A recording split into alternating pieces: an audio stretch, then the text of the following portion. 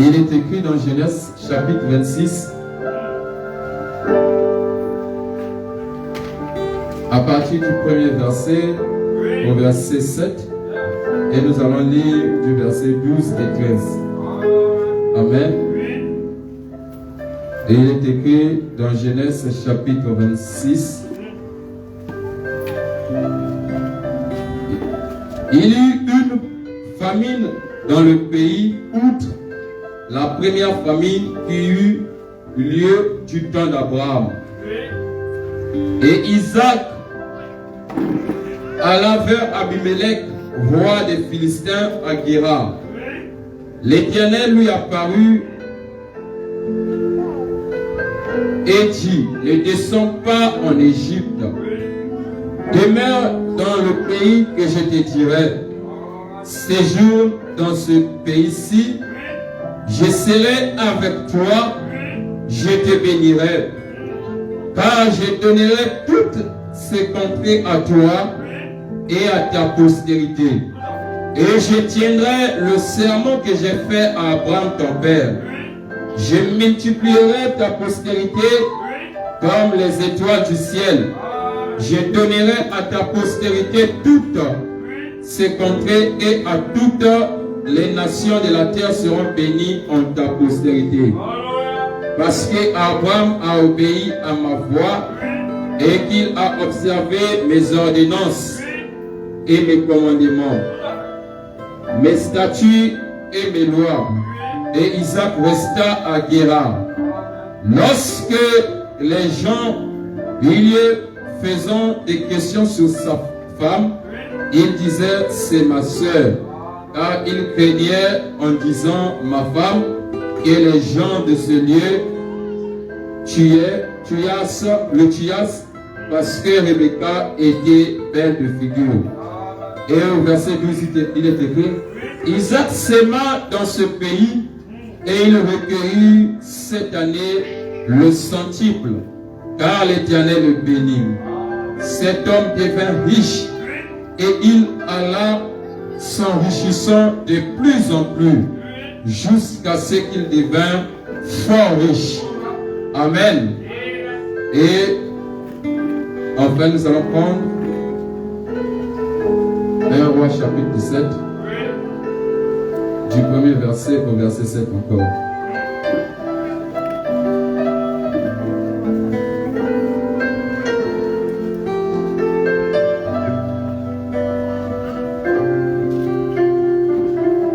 Il est écrit: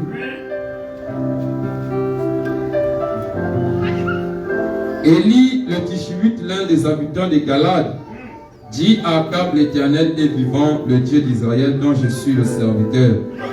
Il n'y aura cette année-ci ni rosée ni pluie, sinon à ma parole. Et la parole de l'Éternel fut adressée à Élie en ces mots: Pars d'ici, dirige-toi vers l'Orient et cache-toi près du torrent de Kérit, qui est en face du Jourdain. Tu boiras l'eau du torrent, et j'ai ordonné au corbeau de te nourrir là. Et il partit et fut selon la parole de l'Éternel, et il alla s'établir près du torrent de Kérit, qui est en face du Jourdain. Le corbeau lui apportait du pain et de la viande le matin, du pain et de la viande le soir, et il buvait de l'eau du torrent. Amen. Seigneur Dieu bien-aimé, nous te prions de nous assister ce matin. Nous te prions de nous parler. Nous te prions, Seigneur, que le ciel, oh Seigneur, puisse envoyer ses anges, car il est écrit: l'ange de l'Éternel campe tout autour de ceux qui les craignent. Oh Seigneur, aide-nous. En nous-mêmes, on ne pourra pas, Seigneur. Mais si tu descends, tu parleras dans nos cœurs et nous serons bénis ce matin. Oh Seigneur, le dimanche passé, c'était la Pâque. On nous a montré que, Seigneur, il fallait que nous puissions, Éternel, comprendre notre position tout en étant un véritable croyant. Et aujourd'hui, Seigneur, nous voulons encore parler de ta part, au nom de Jésus-Christ. Amen. Que le Seigneur vous bénisse. Vous pouvez vous asseoir.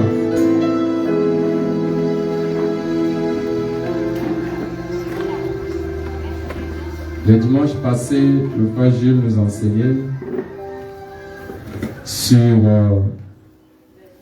les 3 sortes de croyants. Amen. Et nous étions vraiment bénis. Combien avaient apprécié la prédication du frère Gilles? Est-ce qu'on peut acclamer pour le Seigneur? Vraiment, c'était une grande bénédiction pour nous. Et que le Seigneur bénisse encore son serviteur. Et ce matin, nous allons apporter la parole. Amen. Le jeudi surpassé, j'avais apporté un enseignement pour ceux qui n'étaient pas là. C'était sur la sémence et la moisson. Amen. Et le jeudi passé aussi, le jeudi d'avant-hier, j'ai toujours continué sur cette même lancée, la loi de la sémence et de la moisson. Et ça nous a fait du bien. Ce matin, nous voulons toujours continuer dans cette même pensée sur la loi de la sémence et de la moisson. Mais nous voulons parler d'un sous-titre sur s'aimer dans la famille. Amen. On va parler de s'aimer dans la famille. On nous a montré le jeudi que il y a un secret qui fait que les dénominations puissent avancer. Et c'est que les dénos ont compris qu'il faut s'aimer. Amen. Ils ont compris dans la vie, si on ne s'aime pas, on ne peut pas récolter. Et on a vu le jeudi que la sémence, c'est quelque chose de très capital. Et chaque sémence produit selon son espèce. Et on a vu que les arachides produisent les arachides. Et les arachides, quand cela se multiplie, ça se multiplie en quantité. Amen. Parce que quand vous allez prendre peut-être 2 grains d'arachides, que nos parents nous ont enseigné, quand j'étais au village, j'ai sémé les arachides au village, il fallait prendre au moins 5 à 6 pour mettre en terre. Parce qu'il y avait peut-être 2 qui allaient pourrir ou 3, mais on maximisait sur la probabilité. Pour que si 2 pourrissent ou 3 pourrissent, mais il y aura au moins un qui va germer et donner des arachides. Et quand cela va germer, cela va donner une grande quantité d'arachides. Amen. Par contre, c'est l'huile de Zignam que nous avons vu. Les Zignam ne donnent pas une multiplication, mais cela augmente en volume. Vous allez prendre peut-être la tête des Zignam, vous allez couper, vous allez mettre en terre. Cela va se multiplier, ça va pousser plutôt. Et quelques temps après, vous allez avoir les Zignam. Mais cela ne sera pas en grande quantité, mais en volume. Amen.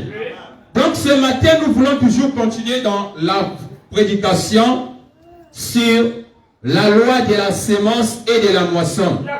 Et nous voulons parler de s'aimer dans la famille. Amen. C'est très difficile de s'aimer dans la famille. Amen. Tout le monde veut être dans l'abondance pour pouvoir prendre une partie et mettre à côté. Tout le monde veut avoir une bonne quantité de semences avant d'aller semer. Mais ce matin, j'aimerais parler de s'aimer dans la famille. Ça veut dire que tout est difficile. Tu passes des conditions difficiles. Tu mènes une vie difficile. Les enfants pour manger, c'est difficile. Pour avoir de quoi te vêtir, c'est difficile. Pour avoir un travail, c'est difficile. Et quelqu'un pense à toi, il te donne quelque chose. Mais au moment qu'il te donne quelque chose, c'est pendant ce moment-là que tu dois s'aimer. Amen. S'aimer dans la famille. Et cet enseignement ce matin, j'aimerais que chacun puisse prêter attention parce que cela va révolutionner quelqu'un ce matin. Nous parlons de la bénédiction, nous parlons de la nouvelle naissance, nous parlons de la transformation, nous parlons du Saint-Esprit, mais il y a des choses qui doivent nous accompagner. Amen. Il y a des choses qui peuvent nous aider pour être équilibrés. Amen. Nous parlons de la conversion. Nous parlons de la nouvelle naissance. Nous parlons du péché. C'est une bonne chose. Amen. Mais le frère Branham nous enseignait le péché, c'est manquer le but. Est-ce que je peux entendre l'amen? Ce matin, je prie que le Seigneur puisse m'aider afin que je puisse placer ça convenablement, que chacun puisse être béni ce matin. Amen. On va avancer petit à petit. S'aimer dans la famille. On vient de lire deux portions des Écritures. La première, c'est Genèse au chapitre 26. Dans Genèse au chapitre 26, on nous relate un reçu qu'il y eut une famine du temps d'Isaac. Amen. Et cette famine qui arrive, cela était comparable à celle qui était arrivée du temps d'Abraham. Suivons bien les événements. Souvent, quand on est chrétien, on se dit qu'on est épargné. On se dit qu'il n'y a rien. On se dit que oh, je suis chrétien, je suis né de nouveau. Je ne peux pas subir quand les événements arrivent. Je ne peux pas mener une vie difficile parce que Dieu a tout fait. Oui, d'une part c'est vrai, mais d'autre part cela dépend de ta motivation et de ta prise de conscience. Parce qu'on a vu des gens, ils étaient chrétiens, ils sont morts pauvres. On a vu des gens aussi, ils étaient chrétiens, ils sont morts riches. Tel est le cas du pasteur Lys que je connais. Il était chrétien pasteur, il était né de nouveau converti, mais il est mort fort riche. À tel point il pouvait lui-même dire que j'ai eu plus de 500 appartements dans le monde. C'est très compliqué. Amen. La Bible nous parle d'une famille qui arrive au temps d'Isaac. Et cette famille, quand cela arrive, la Bible nous compare cela, que cela arrive comme au temps d'Abraham. Amen. Quand Abraham, qui est le modèle de notre foi, qui est le père de la foi, lorsqu'il arrive sur terre, on voit dans Genèse au chapitre 12, quelque chose va se passer. La famine frappe le pays. Et quand la famine frappe le pays, Abraham descend en Égypte. Et quand il descend en Égypte, il prend sa femme Saraï comme étant sa sœur. Et Pharaon l'a pris comme étant sa femme. Quelque temps après, Dieu se révèle à Pharaon. Dieu frappe l'Égypte de plaies. Et la Bible nous dit que Pharaon bénit Abraham en lui donnant des troupeaux, des richesses, tout ce qui était possible pour qu'Abraham puisse vivre. C'était la famine qui avait frappé du temps d'Abraham. Isaac arrive, la famine frappe au temps d'Isaac. Lorsque la famine arrive, suivez bien, Isaac veut faire comme son père. Parce que quand la famine était arrivée, son père était descendu en Égypte, Dieu avait agréé cela. Et quand la famine arrive aussi, Isaac veut faire comme son père, descendre en Égypte. Mais l'ange de Dieu lui apparaît, lui dit, ne descends pas en Égypte. Est-ce que vous me suivez? Ne descends pas en Égypte. Je te bénirai. Amen. Je te bénirai. Souvent quand les événements arrivent, les gens se disent que oh, ça va arriver. Mais laissez-moi vous dire une chose. Lorsque les événements arrivent, ça ne choisit pas le lieu, ça ne choisit pas le temps et ça ne choisit pas le type de personne. Tu peux être né de nouveau, baptisé du Saint-Esprit, la famine arrive, ça te frappe. Amen. La famine arrive, ça te frappe. Et souvent quand cela arrive, les gens se disent que non, est-ce que ce frère-là, il est né de nouveau? Est-ce que ce frère-là... C'est comme ça, quand même les activités d'un frère ne marchent plus, la première des choses que nous faisons, nous portons un jugement sur lui. Ce frère-là, il a péché. Hein? Dieu ne peut pas accepter cela. Un fils de Dieu, Dieu va accepter que son fils puisse vivre dans telles conditions. Non, on ne croit pas. Le frère là a péché. C'est la même chose qui est arrivée avec les amis de Job. Amen. Donc la famine frappe du pays et Isaac veut faire comme son père. Il veut descendre en Égypte.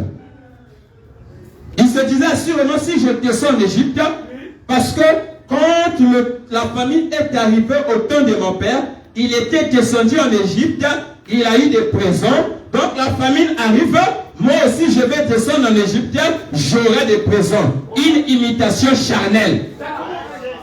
Amen. Une imitation charnelle. Souvent on dit il faut imiter de bonnes choses, mais cela dépend d'un contexte. Il faut imiter des bonnes personnes, cela dépend d'un contexte. Lorsque quelqu'un était en train de faire cette chose, il était conduit par l'esprit. Et c'était la volonté de Dieu. Toi, tu arrives, tu veux faire, et tu n'es pas conduit par l'esprit, c'est l'échec.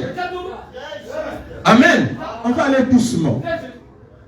Donc, Isaac veut faire comme son père. Et il veut s'aimer et descendre en Égypte pour aller demander de l'aide entre les mains des pharaons, entre le roi d'Abimelech. Dieu lui dit, ne descends pas. Je vais te bénir. Amen. Ne descends pas, je vais te bénir. Et combien de frères, aujourd'hui, quand la famine, aujourd'hui on parle de la famine partout. Le monde est en train d'être influencé par la famine. Les nations sont en train de se diviser entre eux. On arrive dans les pays, vous allez voir, les gens sont des mendiants. On descend en Côte d'Ivoire, on voit partout dans les rues, les enfants nous suivent. La famine est en train de frapper. Amen. La famine est en train de frapper. Mais au moment que la famine frappe, il y a des gens, pour eux, ils vont décider de descendre en Égypte pour aller chercher de l'aide, pour aller chercher le secours, pour aller chercher la main d'association. Amen. Pour aller chercher qu'on puisse leur aider. Regardez une chose. Au moment que la famine frappe, vous allez trouver des gens, ils veulent voyager. Pour lui, s'il ne voyage pas, il ne sortira pas de la famine. Amen. S'il ne voyage pas, il ne va pas sortir de la famine. Il va aller, je veux aller dans tel pays. Parce que là-bas, je vois que ça donne. Au Canada, ça donne. Oh, ça donne. Je ne viens pas pour vous décourager. C'est la même condition qui s'est passée entre Isaac et c'est la même question qu'on doit se poser ce matin-là. Isaac, frappé par la famine, il veut voyager. Il veut descendre en Égypte. Il va aller peut-être aux États-Unis. Il va aller au Canada. Il va aller à Londres. Il va aller à Johannesburg pour aller chercher la solution, pour aller chercher l'argent, pour aller chercher à être béni. Mais Dieu l'apparaît, Dieu lui dit ne descends pas en Égypte. Et ce matin peut-être c'est la même chose. Je ne te décourage pas. La famine te frappe, tu veux voyager. Mais sois sûr, quand tu veux voyager, Dieu voyage avec toi. Est-ce que je peux entendre la main? Sois sûr, quand tu veux partir, Dieu part avec toi. Parce que quand Isaac voulait partir, Dieu l'apparaît. Lui dit ne descends pas en Égypte. Amen. Ne descends pas en Égypte. Je te bénirai. Amen. Regardez, au temps de la famine, c'est très difficile de voir les gens obéissants. Nous sommes toujours dans l'écriture, on va rentrer, on va avancer. Mais on veut d'abord poser les bases. C'est très difficile de voir les gens obéissants. La famine frappe, tu lui dis, frère, le pasteur, je vais aller en Égypte. Je vais aller dans tel pays. Je vais aller dans tel pays. Le pasteur s'est dit, frère, ne pars pas. Il sait pourquoi il te dit ne pars pas. C'est l'ange de Dieu pour toi. C'est le Seigneur Jésus-Christ qui te conduit en passant par lui. Parce que nous sommes des brebis. Le frère Madame nous dit que l'une des caractéristiques des brebis, c'est que la brebis ne peut pas se conduire seule. La brebis ne connaît pas le chemin. Si tu lui laisses, il va être là à ruminer, chercher. Il faut qu'il y ait un berger pour lui donner un fouet et la brebis se met à suivre le troupeau. Amen. On avance. Isaac veut descendre en Égypte. Et l'Égypte est qualifiée comme étant le type du monde. Est-ce que je peux entendre un amen? Isaac va aller chercher la solution chez Pharaon. C'est comme nos brebis aujourd'hui, nos gens, nous tous. La famine frappe, on va aller chercher la solution aux politiciens. On va aller chercher la solution aux gens qui ont l'argent. On fait la courbette, pardon, donne-moi, pardon, pardon. Au lieu que les gens puissent descendre pour venir chercher la solution aux chrétiens, ce sont les chrétiens qui se déplacent pour aller chercher la solution aux païens. Oh, nous! Est-ce qu'on peut avancer? Isaac veut descendre. Parce que son père a été descendu. Oh, si je descends, comme papa était descendu, ça veut marcher. Il avait les Écritures dans le chapitre 25, on nous dit que Abraham était mort et Isaac et Ismaël ont enterré Abraham. Donc assurément Abraham avait eu un temps de leur expliquer ses expériences. Parce que lorsque les théologiens arrivent pour nous décrire cette écriture, ils nous amènent à comparer cela comme ce qui était passé au temps d'Abraham. Isaac avait la comparaison. Isaac avait la vision. Abraham avait eu le temps de lui expliquer ses expériences. Petit, la famine a frappé. Je suis descendu en Égypte. Dieu était avec nous. Pharaon m'avait béni. Je suis revenu dans mon pays. Donc, quand cela arrive, Isaac pouvait faire la même chose que son père. Mais il ne savait pas que son père, c'était dans la volonté parfaite de Dieu. Mais pour Isaac, cela n'était pas dans la volonté de Dieu. C'est pourquoi l'ange l'apparaît. Ne descends pas en Égypte. Amen. Et même dans la famille, Dieu peut vous apparaître. Quand vous êtes dans les difficultés, Dieu peut vous apparaître. Dieu a apparu à Isaac. Et Isaac a entendu. Isaac était obéissant. Et les croyants, quand ils sont dans la famine, c'est peu que tu trouveras qu'ils sont obéissants. Tellement ils sont dans la recherche de la vie, il va aller. On lui dit ne fais pas. Non, je dois aller. Non, je dois aller. Non, je dois aller. Et quand il descend, il laisse Dieu et c'est la mort qui leur frappe là-bas. Est-ce que je peux entendre un amen? Isaac voulait faire comme son père. Il voulait descendre en Égypte. L'Égypte qui est le type du monde. Amen. Et les croyants aujourd'hui, tellement le Saint-Esprit nous a quittés, tellement on a perdu les bases, tellement l'authenticité de la parole n'est plus, les gens descendent pour aller faire la courbette chez les politiciens. Les gens descendent pour aller faire la courbette chez les hommes d'affaires. Voilà pourquoi on nous critique. Voilà pourquoi les chrétiens n'ont plus de valeur. Parce que vous êtes partis faire la courbette chez les politiciens. Mais qu'est-ce que vous avez entre vos mains? Vous devez s'aimer au moment de la famine. Amen. C'est le temps de s'aimer dans la famille. Isaac est descendu. Et lorsque Isaac descend, Dieu l'apparaît. Petit, ne va pas là-bas. Parce que Isaac, pour lui déjà, il voulait prendre Rebecca. Il avait la vision. Mon père avait pris Sarah comme étant sa soeur. Moi aussi, quand je vais descendre en Égypte, je vais croiser Abimelech.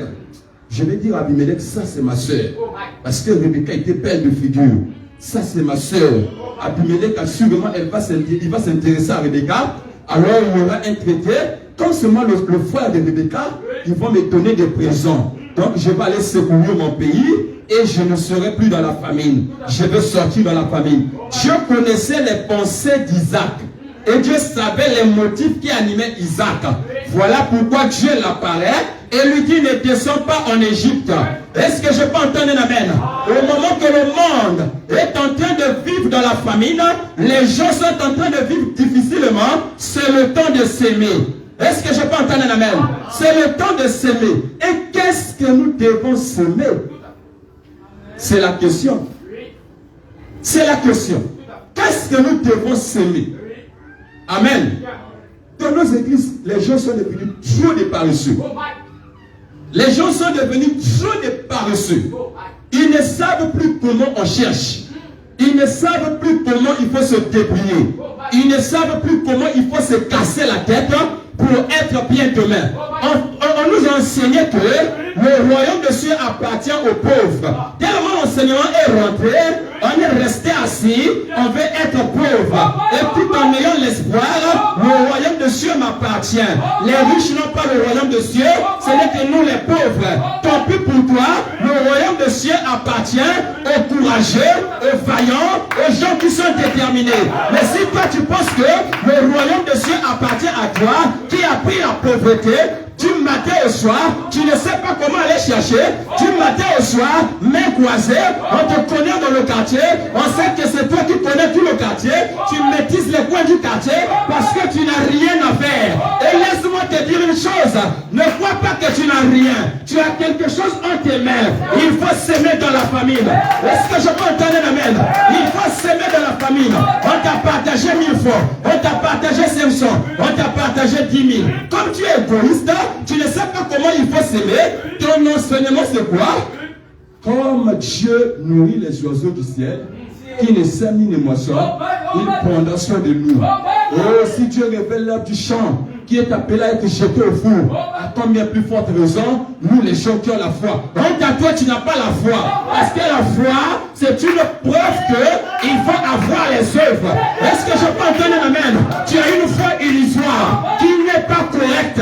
Une foi basée sur tes pensées charnelles. Ce n'est pas la foi. La véritable foi t'enseignera, te positionnera dans les Écritures. Est-ce que je peux entendre un amen? N'ayons pas ces pensées-là. C'est le temps de s'aimer dans la famille. Cet enseignement, au fait, dans nos églises, on constate que les frères, les sœurs ne font plus rien. Et quand on essaie d'observer les démons, on essaie de voir que les démons tapent côté sanctification, bien que cela n'est pas ça, ils tapent côté richesse. Mais on essaie de voir les résultats des deux côtés. Un frère qui sait que je ne peux pas parler du mal de ma soeur, et une personne qui sait que je ne peux pas critiquer mon frère. Ça, c'est dans les démons. Bien que la véritable sanctification, c'est l'obéissance complète à toute la parole. Est-ce que je peux entendre un amen? Mais comme eux, ils n'obéissent pas à toute la parole, ils ont une portion de sanctification. Voilà pourquoi on peut les voir. Un matin, ils se réveillent, ils cognent l'impudicité, après demain, vous vous retrouvez que le même pasteur est allé coucher avec une femme. C'est parce qu'au-dedans de lui, il n'y avait pas une nouvelle naissance. Au-dedans de lui, il n'y avait pas quelque chose qui était assise. Oh, la nouvelle naissance, c'est quoi le message de William Marion Branham? Je n'ai pas honte à le dire, je n'ai pas peur à le dire. Le même Saint-Esprit qui est ici peut toucher quelqu'un quelque part et être baptisé de l'Esprit. C'est ça qu'on appelle la nouvelle naissance, la conversion. Et le frère Branham nous enseignait, la conversion, c'est être changé. Mais comme les ténors, ils mettent l'accent sur la richesse, sur la prospérité. Le matin, vous vous réveillez, vous voyez un frère béni, une soeur bénie. Ils ont compris le principe. Mais nous avons les deux aigles, de l'aigle. Est-ce que je peux entendre un amen? On a la Bible, on a le message. Nous devons être hyper riches. Est-ce que je peux entendre un amen? Mais pourquoi cela n'arrive pas? On n'a pas encore compris ce que c'est le message. Branham était riche. Amen. Les gens étaient riches. Est-ce que je peux entendre amen? Le pasteur, aujourd'hui qu'on a paix à son âme, le pasteur Lys Nalibali, il était riche. Je connais des pasteurs qui sont riches. David Ouassé est riche. On connaît les gens qui sont riches. Mais pourquoi dans nos églises, on a enlevé cette partie et on veut toujours garder l'autorité, la prééminence? Deux fois sont bénis à l'église, ils ne veulent pas ouvrir les portes pour les autres, pour que les autres soient comme eux. Ils veulent toujours être à la tête. Quand on parle d'argent, tu dois le supplier, tu dois aller faire la courbette. Bien-aimé, pardon. C'est un mauvais esprit. Cela prouve que ce dernier-là, il n'est pas encore né de l'esprit. Est-ce que je peux entendre un amen? Parce que quand il est né de l'esprit, il comprendra la souffrance, la douleur de la souffrance. Qu'est-ce que ce frère ressent quand il n'a pas quelque chose? Qu'est-ce que cette sœur ressent quand elle n'a pas quelque chose? Je dois venir en aide de cette dernière. Est-ce que je peux entendre un amen? C'est comme ça une église doit évoluer. Et dans nos écoles, que ce soit nos enfants, que ce soit nos soeurs, que ce soit nos frères qui sont à l'école, ils étudient peu. Oh ma pitié! Oh my! Une soeur étudier. Ah! Comment ça? Tu vas voir une soeur étudier, comment ça? Oh my! Elle part à l'école avec une longue jupe, Oh my! avec la tête bien coiffée. Oh my! Souvent elle qui aime faire les pélages là, en dessous juste les cheveux. Oh my! Et elle descend. La victoire est dans le camp. Tu sais que c'est une sœur du message. Mais quand tu descends en classe, tu te rends compte qu'elle est dernière de la classe. Non, c'est pas intéressant. C'est premièrement faire honte au message et faire honte à toi-même et à tes parents. Parce que si le message est vrai, tu dois être un modèle, tu dois être un exemple, tu dois être quelque chose qu'on doit suivre. Ça veut dire qu'en classe, quand on parle de gens intelligents, on doit te voir. On doit compter toi parmi les gens qui sont intelligents. Mais pourquoi cela ne se voit plus? Et les pasteurs ne font que cogner. L'enlèvement est pour bientôt. L'enlèvement est pour bientôt. Le frère Bonham nous dit, vous êtes une partie de Christ. Et si l'enlèvement venait, si vous êtes en train de construire, construisez. Parce que quand il viendra, vous êtes une partie de lui, vous irez avec lui. Amen. On ne peut plus s'aimer la peur chez les gens. Amen. Des messages de peur. Tu vas voir toi. Après le pasteur est béni. Le pasteur roule carrosse. Il essaie d'observer à l'église. Ses yeux sont bandés. Il ne voit plus les problèmes des gens. Les sœurs sont en difficulté, il ne voit plus. Comme un bien-aimé me disait, quand un pasteur est en difficulté, l'église doit cotiser pour le pasteur. Et quand un bien-aimé est en difficulté, l'église doit prier pour ce bien-aimé. Mais où est l'équilibre des choses? Amen. Où est l'équilibre des choses? On doit placer chaque chose à sa place. Et on doit accomplir tout ce qui est juste.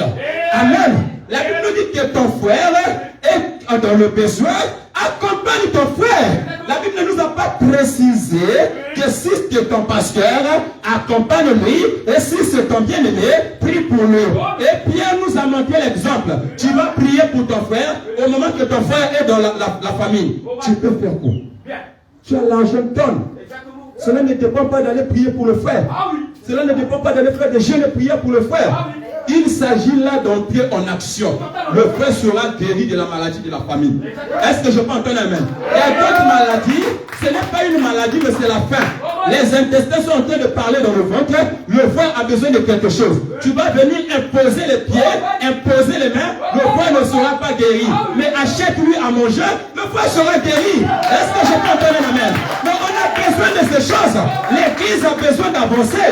Les gens ont besoin d'avancer. L'enlèvement, c'est la plénitude de la parole en nous. Est-ce que je peux entendre un amen? Lorsque la parole est en nous, et quand Christ descendra, il ne prendra que la parole. Et quand tu t'es fusionné avec la parole, tu t'es fait un avec la parole, tu défieras la pesanteur. Est-ce que je peux entendre un amen? Mais quand tu ne connais pas l'aide sociale, tu ne connais pas quelque chose, tout ce que tu sais, c'est jeûne et prière. Amen. Les gens sont devenus trop pauvres. Amen. L'église, on est que les politiciens descendent vers l'église pour venir chercher des solutions à leurs problèmes. Les politiciens ont des problèmes. Ils ont parfois l'argent, mais vous allez voir du côté spirituel, ils ont peur. Je connais des gens, c'est des politiciens, avant de rentrer dans son bureau, il dit, vous n'avez rien constaté aujourd'hui? Non. Il n'y a pas même eu de salamandres qui sont vendus. Non, parce que le chef. Ah, d'accord. Il va rentrer. Il cherche en bas de sa chaise. Il voit peut-être que les gens sont venus lui jeter des sorts. Tout. Ils ont peur. Moi-même, j'ai vécu avec mon oncle, qui était d'abord député, qui était aussi préfet. Il avait peur. Il avait toujours des choses sous ses reins. Quand tu rentres dans sa chambre, des trucs, des grilles, des trucs rouges. Parce qu'il avait peur. Les politiciens ont peur. Mais aujourd'hui, la balle a changé. Les choses ont changé. Au lieu que les chrétiens puissent donner la vie qu'ils ont auprès des politiciens, mais ce sont des chrétiens qui peuvent demander. Tu vas voir un pasteur qui commence l'œuvre, il veut que son église puisse avancer. Il va aller chercher de l'aide. Est-ce que tu peux nous aider à construire l'église? Et après demain, ce politicien devient à l'église, celui qui influence l'église, celui qui donne des décisions. Vous ne voyez pas tout ça. Vous voyez le pasteur montueux de la chair, il connaît aujourd'hui une chose, après demain il dit c'était une erreur. Je ne devais pas connaître cela. Il est sous l'influence des politiciens parce qu'il n'a pas l'argent. Est-ce que je peux entendre un amen? Mais lorsqu'il y a la vie, le Saint-Esprit et il y a l'argent, les choses sont équilibrées. L'église n'aura pas de problème. Il y aura moins de critiques, il y aura moins de haine, il y aura moins de comparaison. Tu sais que tu te contentes de ce que Dieu t'a donné, tu avances avec. Mais il n'y aura pas des esprits. Quand un frère a quelque chose, tu viens.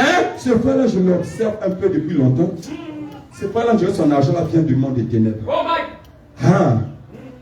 Toi qui as un appareil qui mesure si l'argent vient du monde des ténèbres ou si l'argent vient de Dieu. Shalom à toi. Nous, on avance avec l'argent là. Toi, continue à prier. On se verra au ciel. C'est là où tu comprenais que l'argent là ne venait pas du monde des ténèbres. Amen. Souvent, on a des illusions sur la richesse. Hein? On a des illusions sur la vie chrétienne. On a des illusions sur le salut. Nous tous, tels que nous sommes ici, vous pouvez avoir des expériences. Vous êtes partis au-delà. Ce sont des expériences. C'est toi qui l'as eu. Tu viens à moi. Tu peux m'expliquer. Je peux croire ou ne pas croire. Je suis dans mon obligation. Mais pourquoi on veut toujours catégoriser des choses, mettre des choses dans notre cercle? Que ce soit des pasteurs, que ce soit des brebis, on est en train de perdre les valeurs qui sont nécessaires des chrétiens. Est-ce que je peux entendre un amen? Isaac a semé dans la famille. On va rentrer tout à l'heure. En fait, je voulais poser les bases pour qu'on puisse comprendre. On doit sortir de l'ordinaire. Toujours des chrétiens, bien aimés, ils sont des spécialistes en dette. Ils sont toujours là. Si tu pars dans un quartier, son entourage là, s'il est entouré de 15 maisons, il a des dettes dans 10 maisons. Et on le connaît. Souvent les dettes entraînent le mensonge. Quand tu dois quelqu'un, tu le vois venir, tu changes de chemin. Il arrive. Il arrive chez toi, tu voulais sortir, la personne il arrive. Tu dis aux enfants, dis que papa n'est pas.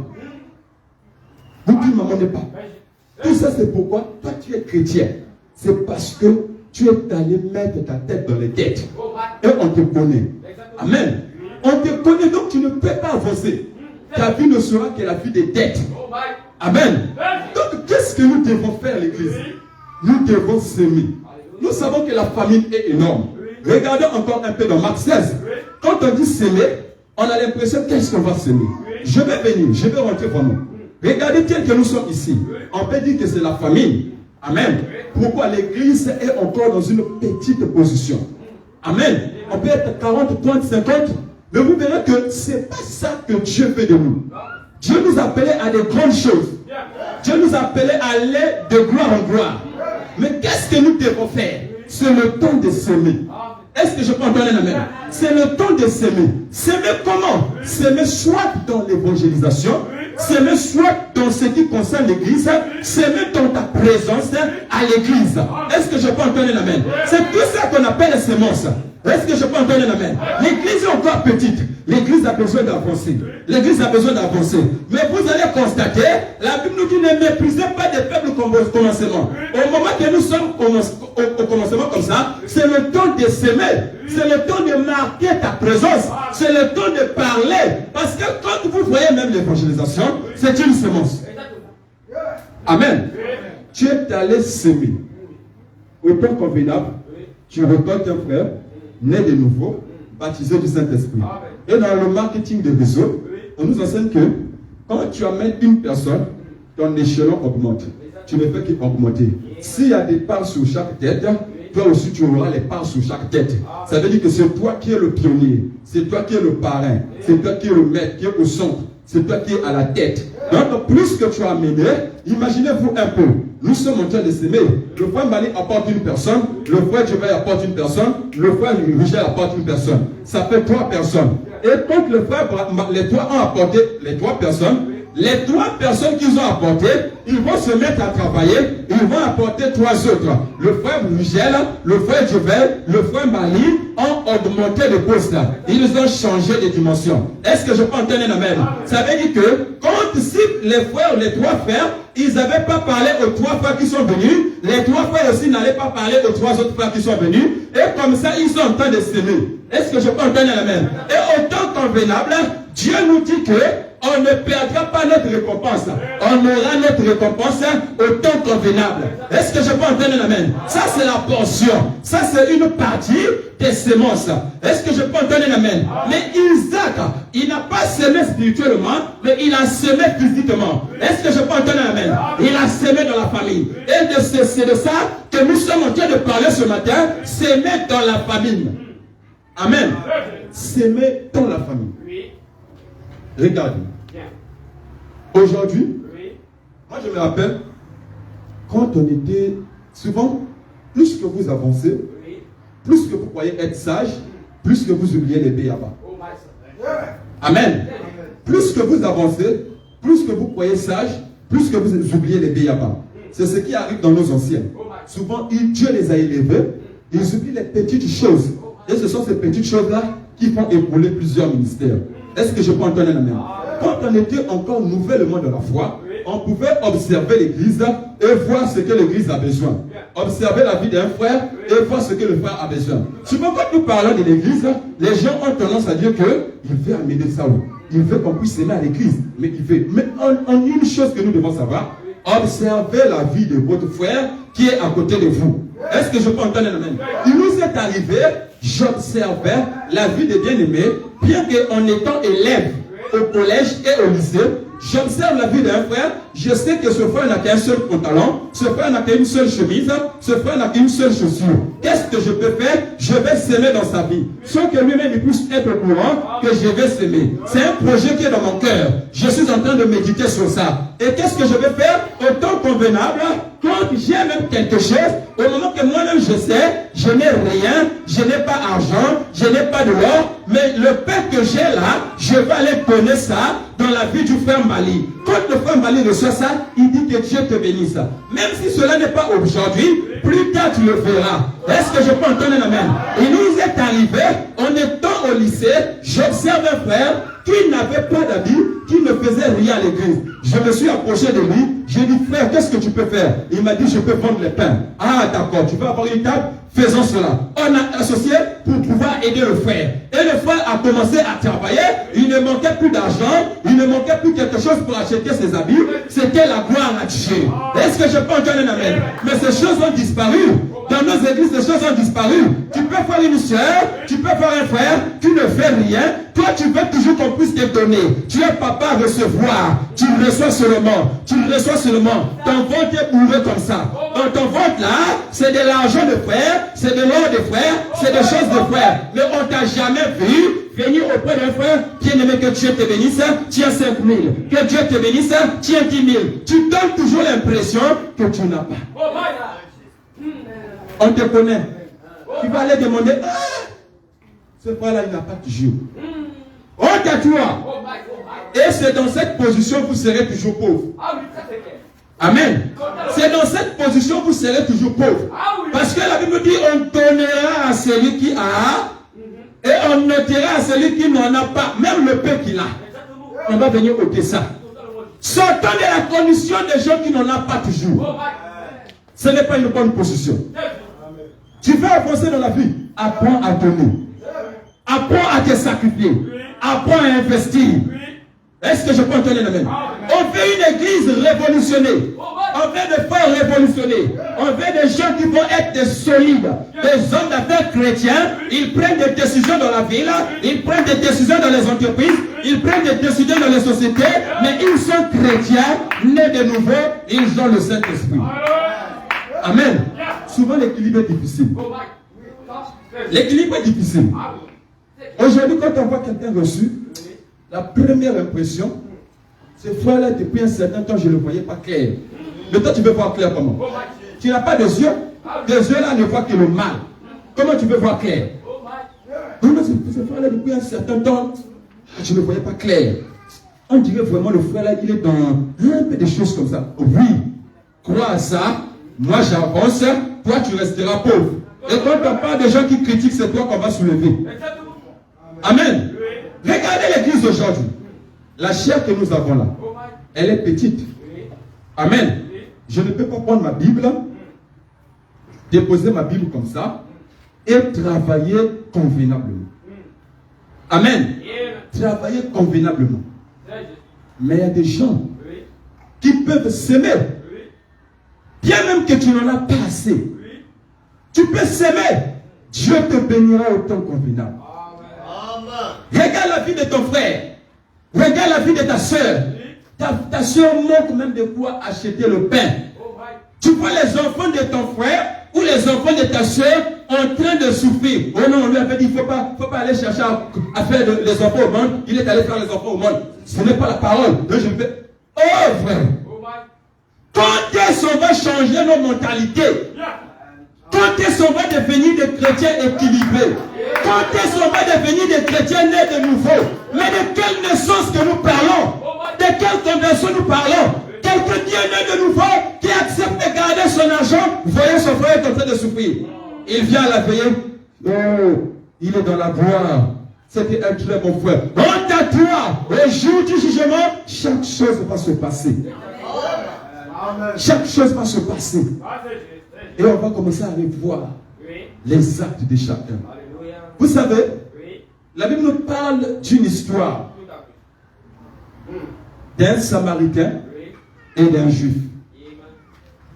Et la Bible donne comme titre le bon Samaritain. Amen. La Bible nous dit que le premier, je pense si j'ai une bonne mémoire, un sacrificateur. Il passa. Et souvent les gens qui ont tendance à donner des descriptions aux événements, il avait fait ça. Donc il voyait quelqu'un là, et il fait ça. Il passa outre, sans jeter le regard. Le deuxième, je pense que c'était un lévite. Il passa outre. Non, on ne touche pas. Peut-être c'est un brigand. Il est allé boire et en buvant, on l'a tabassé. C'est bien pour eux. Depuis on leur donne des conseils, il ne veut pas écouter. Depuis on leur parle, il ne veut pas écouter. Que Dieu les frappe. Que Dieu les frappe. Honte à toi. Tu n'as pas encore compris la vie chrétienne. La Bible nous dit, si ton frère a péché devant toi, et il revient 7 fois pour te demander pardon, pardonne-lui. Et les disciples posaient la question à Jésus. Combien devons-nous pardonner? Jésus leur répond en disant, pardonnez autant de fois que vous pouvez. Amen. Mais un simple homme, un marchand, il a vu, il n'était pas chrétien. Il n'avait pas le message. Il ne connaissait pas Frère Branham. Frère Branham dit. Frère Branham dit. Tellement c'est devenu un langage courant. Tout le monde, il sait ce que Frère Branham a dit. Tout le monde, il croit ce que Frère Branham a dit. Mais vivre cela, c'est un combat. Vivre cela, c'est une chose difficile. À tel point, on voit des chrétiens, ils sont chrétiens, ils ont le message, ils croient le message, mais ils ne vivent pas le message. Amen. C'était un simple homme. Il ne connaissait pas cela. Il ne connaissait pas Frère Branham a dit. Il ne connaissait pas que oh non, Saint Paul a dit, avec l'éloquence des Écritures. Il s'approche devant eux, il se tient debout. Quand il parle, tu vois que cette personne-là dort avec Dieu. Mais au-dedans de lui, c'est un vipeur. Au-dedans de lui, c'est un hypocrite. J'étais en train de méditer là. Quelque chose me disait l'hypocrite. C'est quelqu'un qui ne sait pas prendre ses dires et ses actes associés à cela. Ses actes, ses dires sont toujours différents de ses actes. Amen. Il peut professer une chose, mais il dira une autre chose. Mais il est temps de s'aimer au moment que tout est sec. Amen. Il est temps de s'aimer au moment que tout n'est pas favorable. Regardez Joseph. Ce n'était pas Joseph qui était parti vers Pharaon. Suivez-moi bien. C'est Pharaon qui a écouté les échos de Joseph. Et il a demandé qu'on aille chercher Joseph. Mais nous les chrétiens aujourd'hui, quels sont les échos que les gens peuvent écouter de nous? On n'écoute que l'hypocrisie. On n'écoute que le mensonge. On n'écoute qu'une double nature. Un frère qui peut te dire shalom, mais au-dedans de lui, il ne sait pas comment on partage. Une soeur qui peut te dire shalom, il a peut-être 1 million à la maison, voyant son frère est en train de mourir, voyant sa soeur est en train de mourir, il te dit shalom, que Dieu te bénisse. Et il souhaite même que son frère puisse mourir. Quand tu veux les toucher, non, touche trop. Si c'est comme ça, je vais sortir de l'église. Si c'est comme ça d'ailleurs, pourquoi les frères ils veulent toucher, ça apparaît dans la vie des frères. Mais frères, n'oublions pas une chose. On a vu des gens qui étaient hyper riches. Ils sont morts. Et la Bible nous dit que la mort ne pourra jamais. On ne peut pas s'échapper de la mort. Est-ce que je peux entendre un amen? La Bible nous parle de David, qui était un vaillant guerrier, un héros. Mais dans Chronique, je pense qu'au chapitre 1, la Bible nous dit que David s'approcha du moment de sa mort. C'est quelque chose qu'on ne peut pas se détourner. C'est quelque chose qu'on ne peut pas dire que je n'accepte pas et je ne ferai pas. Souvent, la parole quand nous le plaçons, on le place un peu mal. Amen. Tu peux être excité des fois. Tu vois la mort venir. Tu dis, mort met ton aiguillon. Au nom de Jésus, tu es vaincu. La mort dit Shalom, merci. Il part. Mais n'oublie pas qu'un de ces jours-là, tu diras, oh mort, tu es vaincu. Au nom de Jésus, mort te viendra, il va t'engloutir. Amen. L'apôtre Paul a dit, mort, où est ton aiguillon? Mais l'apôtre Paul est mort. Est-ce que je peux entendre un amen? Ça veut dire qu'il était ravi en esprit et Dieu l'a amené plus haut. Il a déclaré des choses sur la mort et la mort ne pouvait pas avoir la victoire sur lui. Est-ce que je peux entendre un amen? Parce que le dedans de l'apôtre Paul était changé. Mais le corps de Paul est dans la tombe aujourd'hui. Est-ce que je peux entendre un amen? Mais aujourd'hui, quand nous avons des biens, c'est pour faire quoi? C'est pour prendre soin du corps. Le corps physique. Pas le corps spirituel. C'est le corps physique. Tu as l'argent. Tu veux te faire belle. Tu veux te faire beau. Tu vas chez le coiffeur. Il te coiffe. Tu vas au marché. Tu achètes un pantalon, un soulier. Tu viens. Tu mets ta cravate. Tu descends à l'église. Peut-être avec ton sac. Les gens te disent, oh, le frère là s'habille bien. Le frère là il est très sympa. Il est très humble. Tout ça c'est le corps. L'être qui est au-dedans du doigt ne se nourrit pas de ton argent. Est-ce que je peux entendre l'amen? Il ne se nourrit pas de ton argent. Mais tout ce qu'il sert, c'est qu'il se nourrit de la parole. Et la parole, c'est quoi? C'est ce que je suis en train de vous dire. C'est ce que nous sommes en train de prêcher. Est-ce que je peux entendre l'amen? Mais qu'est-ce que nous devons faire? Nous devons comprendre que l'argent, on doit le dominer. Est-ce que je peux entendre l'amen? Et on doit s'aimer. Le temps est arrivé pour que les bien-aimés puissent s'aimer. Les bien-aimés puissent chercher. Les bien-aimés puissent entreprendre. Les frères ne font plus rien. Les sœurs ne font plus rien. Dans le message, que ce soit ici en Côte d'Ivoire, que ce soit au Congo, que ce soit partout dans le monde, les gens ont une mauvaise idée du message. Ce n'est pas ça. Le message est venu faire de nous des travailleurs. Le message est venu faire de nous des courageux. Le message est venu faire de nous des bons chrétiens. Est-ce que je peux entendre un amen? Le message n'est pas venu faire de nous des paresseux. Est-ce que je peux entendre un amen? Un chrétien qui est né de nouveau, a accepté le message, c'est un courageux, c'est un travailleur, c'est quelqu'un qui est solide, c'est quelqu'un qui est bien enraciné en Christ. Si la déno, qui ont seulement la Bible mal interprétée, ils arrivent à percer. À combien plus forte raison? Il n'y aurait plus d'autre révélation dans cet âge. Kakou n'a pas de révélation. Est-ce que je peux entendre la main? Simon Kimbang n'a pas de révélation. Est-ce que je peux entendre la main? Jésus Paulé n'a pas de révélation. D'ailleurs, quand je me tiens ici, je sais là où je me tiens. Une fois quand j'étais au campus, Dieu m'a montré une expérience. C'est là où je comprends que l'onction qui est ici, un jour va détruire ce œuvre-là. Je crois de ça de tout mon cœur. Parce que lorsque Dieu est descendu, il m'a dit quelque chose. Tu vois ces œuvres-là, c'est les œuvres des ténèbres. Je fais une expérience. Je m'approchais avec une sœur, deux sœurs.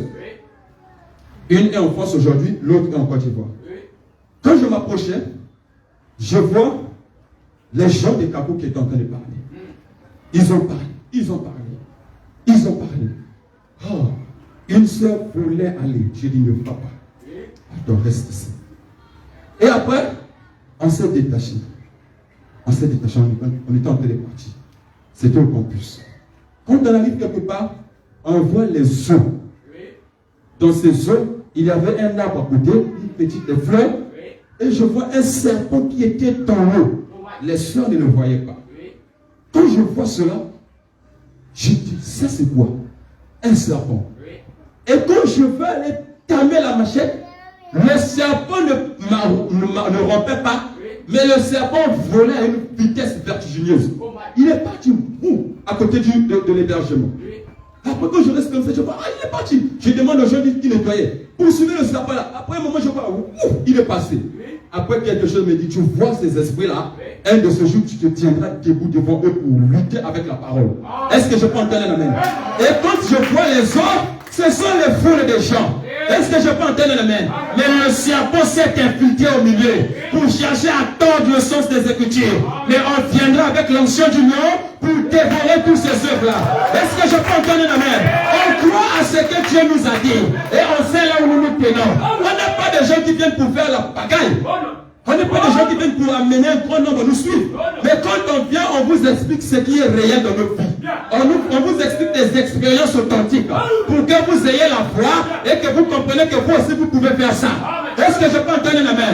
Donc je crois, même au côté côté du travail, si vous vous mettez à travailler, Dieu vous bénira. Si vous vous mettez à s'aimer, Dieu vous bénira. Isaac est arrivé, il a s'aimé. Amen. Quand Isaac arrive, il sème. Et pourtant Dieu dit, je te bénirai. Dieu pouvait voir Isaac, les mains croisées, sur une chaise, en train de parler. J'attends la bénédiction de Dieu. J'attends la bénédiction de Dieu. Mais la Bible nous dit, Isaac resta. Amen. Au pays de Guérar. Et il s'aima. Amen. Ça veut dire qu'Isaac avait une sémence. On ne peut pas s'aimer si on n'a pas une sémence. Amen. On ne peut pas s'aimer si on n'a pas une sémence. Vous allez me poser la question. C'est quoi la sémence? Amen. Frère, mets-toi debout. Ce frère-là, quoi? Tu as la bouche. Il dit Amen. Oui. Ça veut dire qu'il a la bouche. Il peut parler. Amen. Tu as tes mains. Bats tes mains. Ça veut dire qu'il peut travailler. Il a les mains. Bats tes mains. Fais ça. Il a la force pour sauter. Ça veut dire qu'il peut travailler, courir. Mais quelle sémence cherchez-vous encore?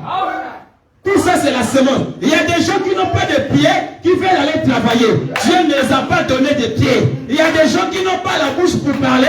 Dieu ne les a pas donné la bouche. Mais toi, tu as la bouche. Tu peux parler. Tu as la main. Tu peux aller travailler. Tu as les pieds, tu peux courir. Et être vaillant. Mais pourquoi ne s'aimes-tu pas? Pourquoi vous ne s'aimez pas?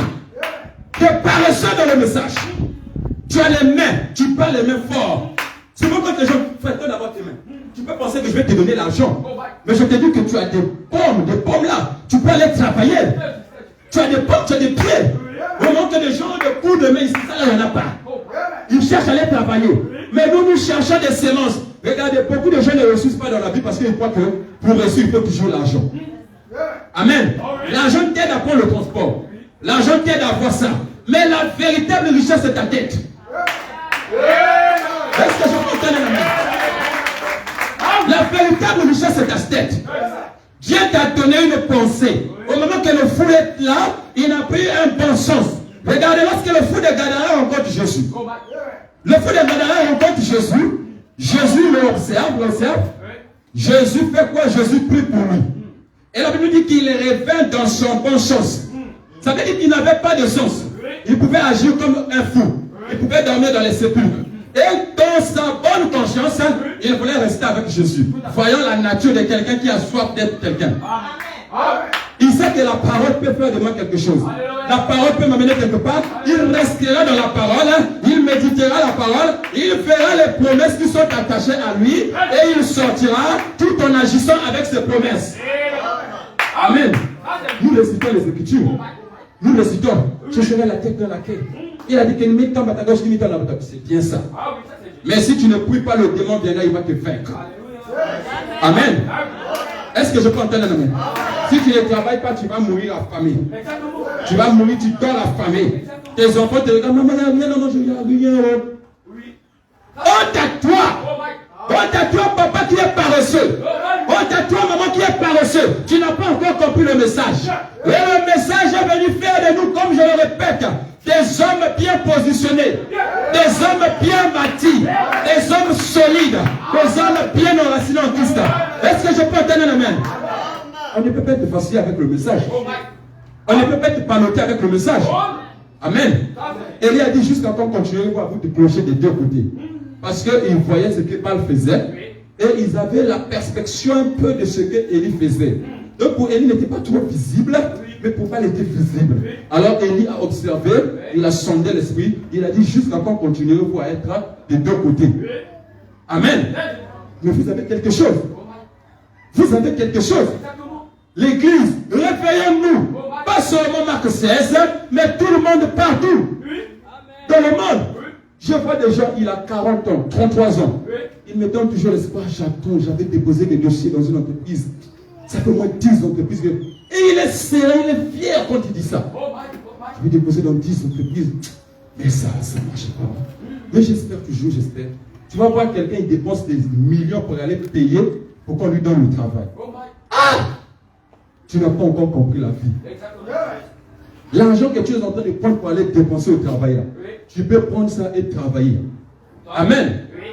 Juste en passant, j'ai mon frère.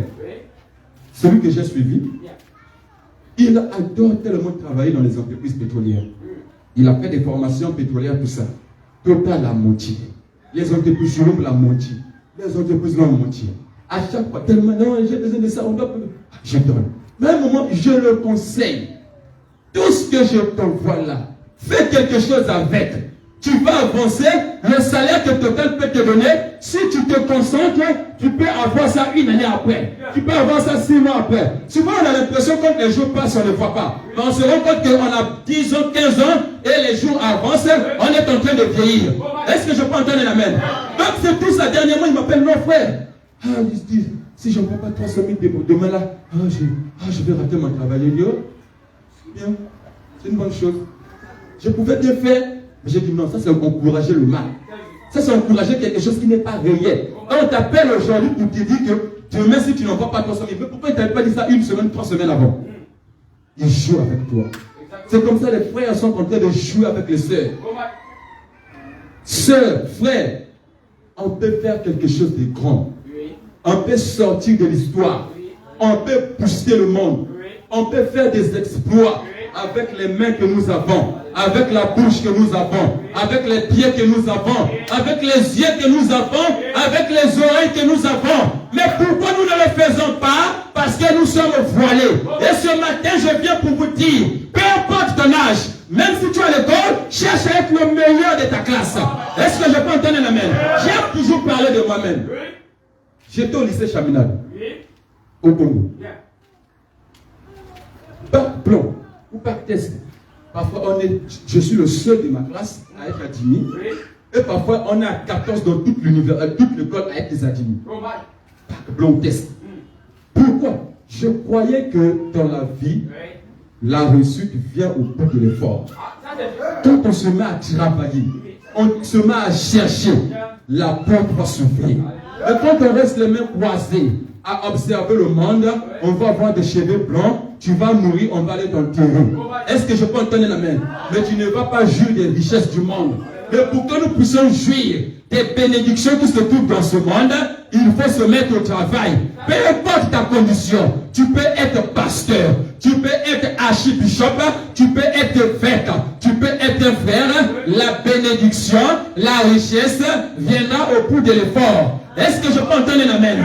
Jacob, quand il a compris cela, bien qu'il a rencontré l'ange, il a dit à l'ange, je ne te laisserai pas tant que tu m'es béni. Mais avant la mort d'Isaac, Isaac les a appelés, Isaac les a bénis. Est-ce que je peux entendre un amen? Mais Jacob rencontre l'ange, il demande la bénédiction à l'ange, jusqu'à ce que l'ange lui donne un fouet. Et le frère Branham dit, jusqu'à ce que Jacob est mort, il était en train de boiter. Pourquoi? Il s'est mis à travailler. Il a rencontré l'ange, il dit, je ne te laisserai pas tant que tu m'es béni. Il voulait saisir l'ange. L'ange voyait comme ça la lumière du soleil apparaître. Il dit non, non, non. Ça va entraîner des dégâts dans le monde. Si moi je reste ici, les gens le matin se réveillent et me voient. Non, non, non. Alors que veux-tu? Je vais être béni. Il est parti. Jacob est parti. Pourquoi? Il a peu compris. On nous dit que nous avons été bénis depuis la fondation du monde. Amen. Mais il y a des gens qui sont chrétiens, ils ont aussi été bénis depuis la fondation du monde, ils sont morts pauvres. Exactement. Ça c'est juste. Ah oui. Ils sont morts pauvres. Seigneur, tu m'appelles pour venir accompagner les autres. Tu m'appelles pour venir accompagner les autres. Dieu ne t'avait pas appelé pour venir accompagner les autres. Mais c'est toi-même qui veux accompagner les autres. Est-ce que je peux entendre le mot? C'est ça. Dieu, s'il avait fait que tu puisses venir accompagner les autres, ils n'allaient pas venir, ils n'allaient pas t'amener dans le monde. Ils n'allaient même pas faire de toi quelqu'un que tu es aujourd'hui. Il t'a donné l'intelligence. Tu es allé à l'université, tu as étudié. Tu es allé à l'école, tu as étudié. Tu as la capacité d'entreprendre. Tu as des formations que tu es allé faire. Regardez, il y a des formations, quand on le fait, on n'a pas besoin d'aller travailler dans une entreprise. Je prends l'exemple. Tu as fait la formation comme la pâtisserie. Tu vas aller travailler pour quelqu'un. On va te donner combien? La pâtisserie, si on t'a trop payé, c'est 120 000. Amen. C'est 120 000. Et tu veux être riche. Quand on parle de bénédiction, c'est toi qui sortes à l'église. Tu veux être hyper riche. Quand on parle de la réussite, alléluia. Mais tu travailles chez quelqu'un qui te paye 120 000, tu es content. Oh Dieu fera, chacun a son temps. Chacun n'a pas son temps. Est-ce que je peux entendre la main? Le temps que Dieu t'a donné, il viendra retirer ça un de ces jours. Au moment que tu as la possibilité de faire quelque chose, ne repousse pas cela à demain. Amen. C'est bien ça. Tu vas vieillir, tu vas avoir un salaire. On va augmenter mon salaire. Tu veux qu'on t'augmente le salaire à combien? Tu as commencé avec 120 000. Quand tu vas toucher 2 millions. Quand tu vas toucher 3 millions. Et tu espères. On va augmenter mon salaire. Et le boss m'a fait premier, il va augmenter. Va acheter un four. Va acheter les moules. Tu vas commencer à entreprendre pour toi-même. Tu vas vendre tes gâteaux à toi-même. Et tu seras encore plus millionnaire que ce que tu es en train de faire pour ton monde. J'ai vendu les gâteaux. Hein. Je faisais les gâteaux. Et quand je faisais les gâteaux, on prenait dans les pots. On met les pots. Je partais chercher les clients chez le Westaf là. Je voyais un Wara qui font tout. Je lui dis, je vais te laisser les gâteaux. Tu as un pourcentage sur chaque gâteau. Ah d'accord, on a combien? Oh, d'accord, on va voir. Les gâteaux que je faisais parfois 400, lui il peut avoir 50 sur chaque gâteau. Moi j'ai 350. Je fais quoi? Je pars parfois. J'avais au moins 17 ou 18 coins. Tout filou. On les connaissait. Après ça, je faisais ça. Je me réveille le matin, je peux aller les pots. Je vais déposer 2 pots. Je pars encore, je prends. Je ne dormais pas. Je travaillais toute la nuit à travailler. On n'avait pas un four électrique, le four artificiel là. Je mets les. J'enlève. Parfois jusqu'à 2 heures, 3 heures, 4 heures. Je dors un peu, je me réveille. Je vais aller prendre mes gâteaux pour aller livrer. Jusqu'à ce que Dieu nous a fait grâce. On nous a envoyé la voiture. On commençait à livrer avec la voiture. Jusqu'à ce que je suis venu ici. Donc on comprend que la vie, c'est parce qu'on ne réfléchit pas. On ne fait qu'attendre un salaire. On va te donner 1 million. Même si on te donne 1 million, habituellement à la maison c'est 700 000, 500 000, 200 000. La famille c'est que tu travailles. Tu vas te retrouver avec 0 francs le mois. Et pour finir le mois, tu vas aller devoir. Je n'ai pas, il faut chercher même 15 000 là. Je vais aller au boulot, je n'ai plus le transport. Mais tu gagnes 1 million. Tu gagnes 2 millions. Et il faut s'aimer. Au moment que tout est difficile, s'aimons. L'église, réveillons-nous. Amen. Réveillons-nous. On parle de la sanctification. On parle de la bénédiction. Mais comment nous devons faire pour être bénis? Amen. On a besoin de la sanctification. Je dis amen. Parce qu'on doit être des chrétiens solides. Tu dois fuir le péché. Mais il n'y a pas seulement fuir le péché. Tu as fui le péché et après. Amen. Tu as fui le péché et après. Si tu pars demander tous les jours, c'est de quémander. Quémander, c'est un péché. Amen. Ça veut dire que tu ne fuis pas le péché. Il faut chercher à établir l'équilibre. Établissons l'équilibre. Tu es un bon chrétien, tu es aussi quelqu'un d'honorable. Regardez Joseph d'Arimathée que j'avais parlé jeudi. Dans la société, on a besoin des hommes influents. Des hommes qui peuvent tenir tête à tête avec un président. Il parle. Il n'est pas dans la politique, mais le président a besoin de prendre des décisions dans la société. Il doit consulter ce frère-là. Il doit consulter cette sœur. Des hommes influents. Des Joseph d'Arimathée. On n'a jamais entendu parler de Joseph d'Arimathée en dehors de ce verset dans la Bible. Mais c'était un disciple caché de Jésus. Les pierres n'avaient pas l'autorité d'aller récupérer le corps de Jésus. Non, non, non. Ils avaient la puissance, amen. Ils avaient l'esprit, amen. Ils avaient des miracles, amen. Mais là-bas, on avait besoin de quelqu'un qui sait parler, qui est influent. Quand il se tient devant le roi, je suis venu récupérer le corps de Jésus. Non, c'était un homme. J'étais son disciple. S'il te plaît, toi, fais ça, fais ça. Bon, d'accord. Souvent, je te consulte aussi quand j'ai des problèmes dans la ville. Souvent, je te consulte. Là aussi, j'avais besoin d'investir dans telle chose. J'avais besoin de toi aussi. Merci. Il faut aller prendre le corps de Jésus. Il est allé prendre le corps de Jésus. Et s'il n'était pas parti prendre le corps de Jésus, peut-être on n'allait pas parler de la résurrection. Il allait mourir sur la croix. C'est fini. Mais il avait besoin des hommes influents. Des hommes qui ont une dignité dans la société. Des hommes qui peuvent parler tête à tête. Quand on parle des réunions des hommes d'affaires, dans une ville, on voit des frères du message. On voit des sœurs du message. C'est ça qu'on a besoin. Tu vois, quand tu parles de ça, non, non, non, non. Voilà pourquoi on est toujours les derniers. Les ténors sont en train de prendre la place. Sortons de ça. Soyons des chrétiens équilibrés. Est-ce que je peux entendre la main? Jésus, dans son ministère, il avait besoin de Marie pour soutenir son ministère. Jésus avait des campagnes d'évangélisation. Il quitte Nazareth pour aller à Césarée. Il faut l'argent. Amen. Il faut manger en route. Il avait besoin de Marie de Magdala. Il avait besoin de Anne. Il avait besoin de Suzanne. Intendant Hérode. Le roi Hérode. Jésus a besoin de quelqu'un qui travaille avec le roi Hérode. C'est fort ça. Amen. Aujourd'hui, si tu dis, mais mon frère, il faut bizarre être directeur quelque part. C'est la franc-maçonnerie. Mais tu crois toujours que c'est la franc-maçonnerie. Voilà pourquoi tu ne vas pas arriver. Amen. Joseph était élevé en dignité. On ne pouvait pas voir Pharaon sans passer par Joseph. Est-ce que je peux entendre un amen? Aujourd'hui, dit ça un frère. Voilà pourquoi nous restons toujours néants. Amen. Joseph était élevé en dignité. Tu ne peux pas aller voir Pharaon sans passer par Joseph. Est-ce que je peux entendre un amen? Tu ne peux pas aller chercher Pharaon sans passer par Joseph. Il était le bras droit de Pharaon. Il était l'associé de Pharaon. Il était quelqu'un qui mangeait avec Pharaon. Il était quelqu'un qui pouvait participer aux décisions de la nation avec Pharaon. Mais c'était un chrétien. Il a fui le péché devant la femme de Potiphar. Amen. Cela ne l'a pas permis d'aller coucher avec les femmes. Souvent d'autres fois qui ne sont pas bien enracinées, quand Dieu les bénit, toutes les femmes d'Abidjan sont devenues leurs femmes. Ses yeux sont devenus les yeux observateurs. Il observe les femmes. Il observe.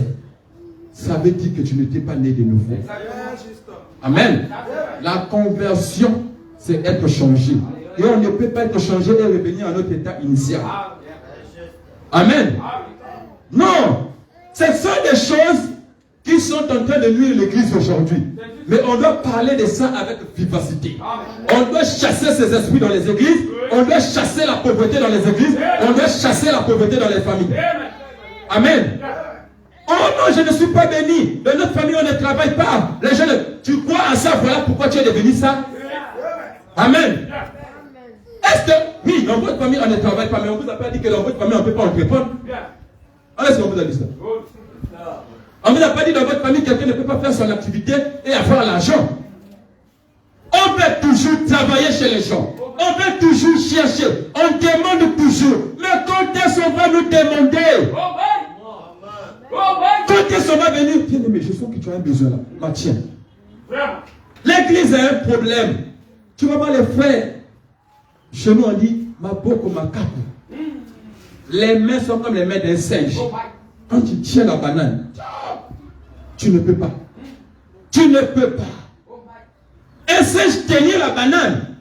Et après que tu vas venir ravir facilement. Non. On nous disait que les singes, ils aiment donner cocotta. Tu donnes cocotta. K.O. Ah, les frères. Sortons, sortons, sortons. Sortons de cette atmosphère-là. Ce n'est pas la vie des chrétiens. Mais soyons des hommes courageux. Soyons des femmes courageuses. Mettons-nous au travail. Que ce soit à l'église, sacrifie-toi. Que ce soit dans la société, sacrifie-toi. Que ce soit en entreprise, sacrifions-nous. Tu arrives dans une entreprise de foi, il est le dernier, on ne le voit même pas dans cette entreprise. Et quand il arrive à l'église, il donne l'impression. Non, c'est pas ça. Donne l'impression au boulot. Tu travailles, donne-toi à fond. Sacrifie-toi. On ne sait pas ce que l'avenir nous garde. Tu veux entreprendre. Donne-toi le meilleur de toi-même. Tu veux réussir dans tes études. Sacrifie-toi. Un de ces jours, on te verra directeur quelque part, ou directrice quelque part, on saura que toi tu étais travailleur, ou toi tu étais bosseur, tu aimais travailler, et Dieu t'a récompensé. C'est ça que nous avons besoin. Alléluia. Vraiment. On a besoin de ça, les frères. On n'a pas besoin de gens paresseux, les mains croisées. Ils ont pris Dieu comme étant un papa qui est assis sur une chaise, avec la barbe blanche, avec un pigeon sur l'épaule. Donc quand je vais approcher de Dieu, papa j'ai faim. Dieu va te dire, mon fils, va chez le frère tellement il va te donner 10 000. C'est pas ça. Mettons-nous à travailler. Mettons-nous au travail. Sacrifions-nous pour l'avenir de nos enfants. Sacrifions-nous pour l'avenir de l'église. Sacrifions-nous pour l'avenir de nos parents. Sacrifions-nous. C'est ce que Dieu a besoin. Quand tu vas mourir, les Les hommes vont venir, ils vont t'honorer, Dieu au ciel t'honorera. Amen. Souvent, il y a des gens qui sont appelés à être des libérateurs de leur famille. Tu vas voir dans toute la famille, les gens sont un peu bizarres. Dieu le prend, le lève. Dieu sait pourquoi il t'a élevé. Quand Dieu t'élève, tu dois être libéral. Tu ne dois pas garder. Tu ne dois pas garder. Mais tu dois donner. Tu dois donner. Plus que tu donnes, les portes s'ouvrent. Plus que tu donnes, tu es béni. Plus que tu donnes, tu es béni. Regardez, il y a des choses, non? Quand on leur fait des sacrifices, déclarer des paroles sur vos sacrifices. Est-ce que je peux entendre un amen? Ah Seigneur, regardez, je suis en train de s'aimer dans la famille. Je n'ai pas l'argent, quelqu'un m'a partagé 10 000. Mais dans les 10 000 là, je vais prendre 5 000. Je vais donner à tel frère qui était dans le besoin. Depuis la semaine passée, il est venu me consulter, il m'a dit qu'il était dans le besoin. Seigneur, je veux bénir ce frère-là. Mais laisse que ce 5 000 là puisse l'apporter une grande bénédiction. Qu'il puisse entreprendre dans ça. Qu'il puisse acheter quelque chose qu'il ne va pas oublier dans sa vie. Qu'il puisse faire ça. Et le Seigneur, regarde-moi aussi. Les souffrances que je suis en train de faire. Les 5 000 francs que je vais lui donner. Je ne veux pas que quelque chose puisse me manquer. Quand j'ai besoin d'argent, on voit toujours quelque chose pour venir me bénir. Quand tu fais ce genre de déclaration, la parole va accompagner ton sacrifice. Amen. La parole va accompagner. Je donne toujours ce témoignage. Je n'avais rien par ma vie. Je prends ma veste, je prends les une t-shirt qu'on m'avait partagé. Je vais envoyer ça chez un pasteur. Quand j'avais fait ça, j'avais dit à Dieu, je ne manquerai pas d'habits dans ma maison. Et si possible, je vais rester en fête chez moi. Et je crois à ça.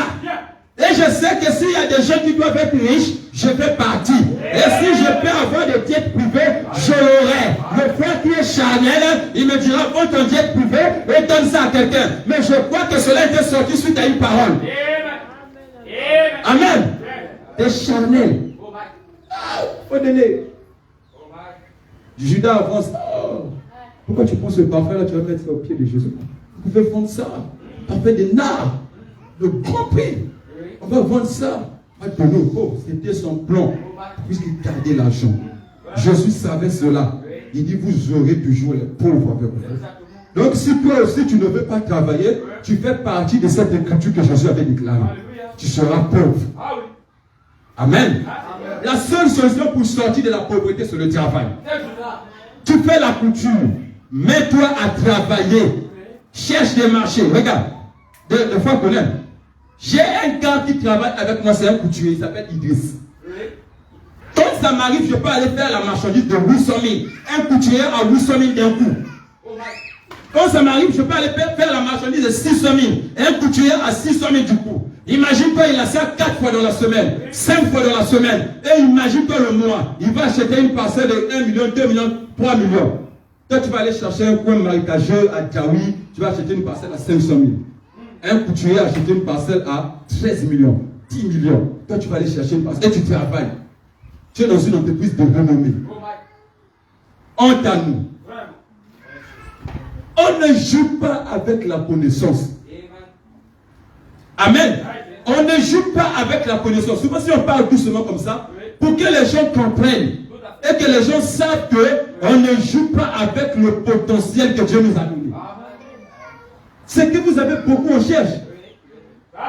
On se trouve même dans les films cinéma, tout ça. Des gens, ils n'ont pas de pieds, ou non, ils n'ont pas de mains, ce sont des nageurs. On leur paye pour ça. Ils nagent avec la tête. Et ils gagnent leur vie, ils sont célèbres. Toi, tu as les mains, tu as les pieds, tu as les bras. Et c'est toi qui es musclé. Tu dors affamé. Oh, t'as toi.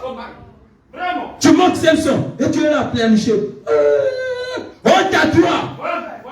Quelqu'un qui a des bras, quelqu'un qui a une bonne conscience, quelqu'un qui a des muscles, c'est la preuve que tu dois aller travailler. C'est la preuve que tu dois aller chercher. Quand j'étais à l'époque, quand je travaillais à l'époque, j'étais dans la maintenance, je voyais des gens, des bras de muscles, ils travaillent à RMO. On leur paye 4 800, 4 200 la journée. Ils faisaient des quarts. Et après, quand je voyais, ils travaillaient dur. Et si tu essaies de voir, RMO avait 16 000 sur la tête de chacun. Et RMO leur donnait 4 200, 4 800. Donc ça veut dire que RMO prenait 75% de leur salaire. Amen. Ce sont les réalités de la vie. Mais quelqu'un qui réfléchit, il va travailler là-bas pour un instant. 4 mois, 5 mois, c'est ok. Je ne pourrai plus repartir là-bas. C'est la maladie qui m'attend. Je veux mourir vite. Qu'est-ce que je dois faire? J'ai eu 500 000, j'ai eu 400 000, j'ai eu 600 000. Je veux penser. Et quand vous avez l'argent, ne soyez pas pressé à le dépenser. Souvent, quand on a l'argent, si on est trop pressé, on n'a pas de bonnes idées. Mais quand on a l'argent, maîtrisez ça. Mettez ça comme à côté. Réfléchissez, réfléchissez. Dieu va vous donner des projets. Et si on comprend cela, je vous assure, cette église va être une église bénie. On ne sera même pas nombreux, mais on va construire un temple que les gens vont venir adorer. Est-ce que je peux entendre un amen? Ça sera une bonne image pour nous. Et cela prouve que les croyants, ils ont compris les messages qu'on leur enseigne. Est-ce que je peux entendre un amen?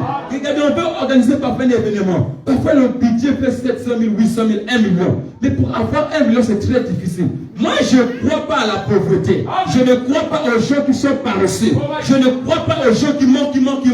Je peux manquer aujourd'hui, je dis gloire à Dieu. Mais cela m'amène à réfléchir demain. Je dois aller travailler et avoir quelque chose. Est-ce que je peux entendre un amen? Tu es comme ça un homme. Aujourd'hui, tu dors affamé. C'est pour la gloire de Dieu. Demain, si tu dors affamé, ce n'est plus pour la gloire de Dieu, c'est pour ta gloire à toi-même. C'est toi qui le fais. Tu acceptes aujourd'hui, tu dors affamé. Mais il y a une écriture qui dit le pouvoir. Demain, tu dors affamé. Tu es content. Après, demain, tu dors affamé. Tu es content. Ah, le royaume de ça appartient aux pauvres. Oh, laissez-nous. Je suis en train de vivre l'écriture. C'est bien, frère. Vis l'écriture. Mais n'oublie pas qu'il y a un autre frère qui est de l'autre côté du monde. Il est en train de vivre l'écriture que tu es en train de vivre, mais tout en étant béni. C'est lui qui prend soin des gens. Si tu arrives là-bas, il va prendre soin de toi. Amen. Mais nous devons être révolutionnaires. Ça doit nous révolutionner. On n'a pas l'argent, on n'a pas les moyens, on dort dans des conditions bizarres et on ne peut pas entreprendre. Et on est content de la vie. L'âge avance, les cheveux blancs sortent et on est content de ça. C'est pas ça la position d'un croyant. Un croyant, c'est quelqu'un qui réfléchit. Un croyant, c'est quelqu'un qui sait avant de poser un acte, je réfléchis sur ça. Je dors affamé. Qu'est-ce qui a fait que je puisse dormir affamé? Est-ce que je n'avais pas l'argent? Est-ce que dans mon compte bancaire, ils ont bloqué cela?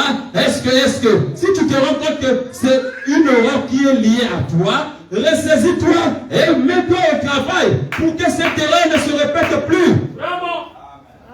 Amen. Non, l'église. C'est un temps où on doit être motivé. C'est un temps, un problème de 10 000 de toi puis effrayer quelqu'un. Amen. C'est un temps. Quand je parle de moi, ce n'est pas pour vous intimider. J'ai vécu la souffrance.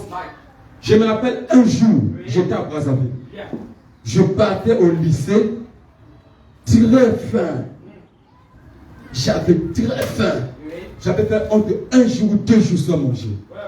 Je prenais de l'eau, je sentais mes muscles pouvaient se détacher de mon corps. Par la grâce de Dieu, ma tante m'appelle. Avec mon téléphone anti-complexe. Ah, je suis à la maison. Ah, tu vas aller m'accompagner à l'aéroport. J'étais tout content. Je me disais, assurément, quand on va arriver là-bas, un truc ne va pas manquer. Gloire à Dieu. J'arrive comme ça là.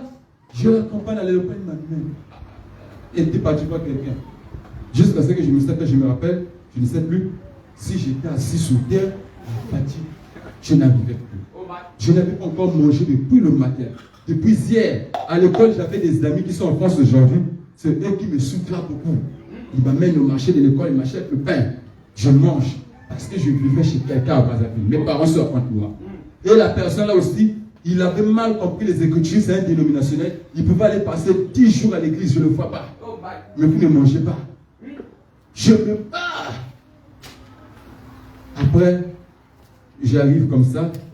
Ma tante me dit, oh d'accord, donc à demain, à demain. À demain, à demain. Ah. Je dis, non, ça, je ne peux pas accepter ça. À demain, à demain. Ah. Avec la honte d'un garçon aussi, je dis, à demain. Je viens comme ça. J'avais tellement faim. J'ai dit, non, là, si je reste là, je peux me mourir. Je vois une mangue qui est les petits jouets, comme ballon. Il n'y avait pas un manguier à côté. J'ai dit, non, je dois prendre la mangue là. J'ai pris la mangue, j'ai mangé. Sans laver. Donc, Je mangeais ça avec appétit. Je mangeais ça avec appétit. J'ai senti un peu, la force est revenue. J'ai commencé à marcher. Je suis arrivé à la maison. Je pense que j'ai pleuré comme ça. Après, le lendemain, il fallait repartir à l'école. Peut-être pour les uns, ça leur fait rire. Mais, pour vous dire qu'on ne joue pas avec la pauvreté. On ne joue pas avec le manquement. Quand quelqu'un n'a pas, il peut se donner à tout. On voit des jeunes filles, des jeunes soeurs se livrer à la prostitution.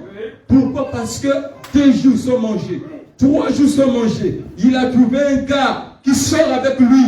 Lui a donné 1000 francs, 2000. Il a accepté d'aller se livrer, se donner en sacrifice pour ce gars. Et arrivé à la maison de ce gars le frappe, le maltraite. Elle est obligée de rester dans cette maison-là, bien qu'on la frappe, parce que si elle quitte, elle va aller dormir où? Qui va défendre sa cause? Qui va parler pour elle? C'est tout ça les causes de la pauvreté, les conséquences plutôt de la pauvreté. Mais quand quelqu'un a quelque chose, il peut avoir la parole, il peut parler, il peut prendre des décisions, il peut orienter sa vie. C'est un temps pour nous de nous ressaisir. C'est un temps pour nous de se poser des questions. Qu'est-ce que nous devons faire pour sortir de cette condition?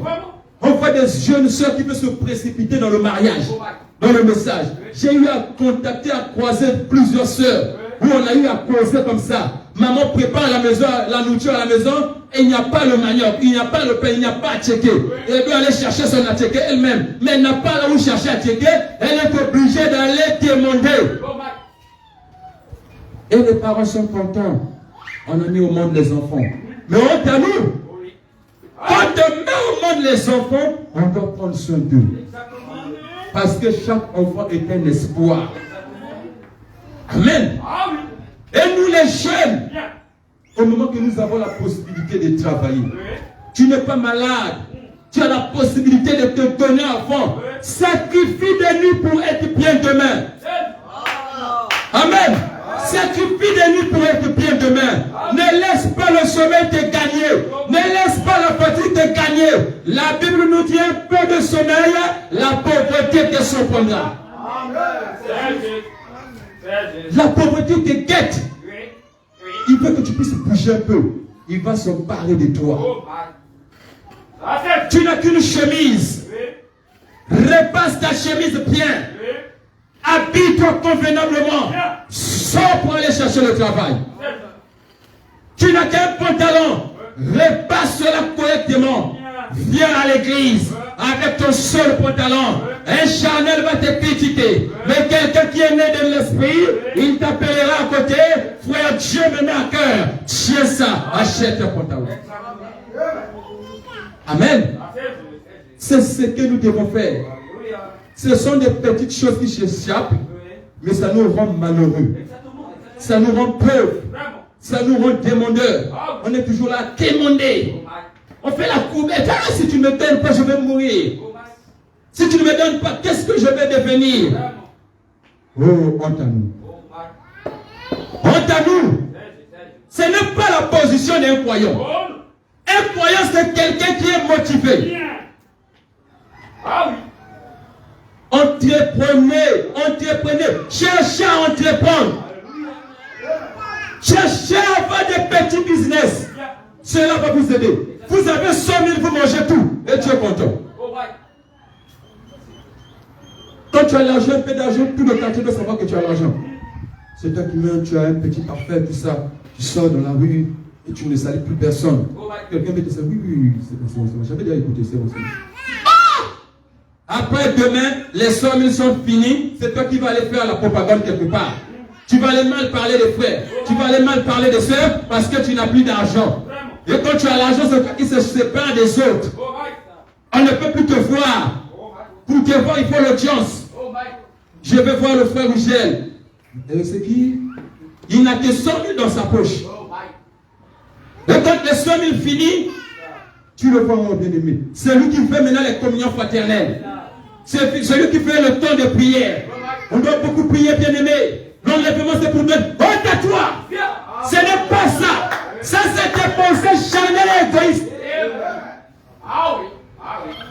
C'est pas ça. Les sœurs, vous avez des mains ouvertes. Prenez. Ne gardez pas pour vous-même. Vous venez à l'église. Tu as 1000 francs, tu préfères aller manger garbe avant de venir à l'église. Et au lieu de manger une garbe à des 300 ou 400, tu manges garbe à des 700, 800. 200, tu prends transport. Et tu vas même espérer qu'on puisse me payer le transport après le culte.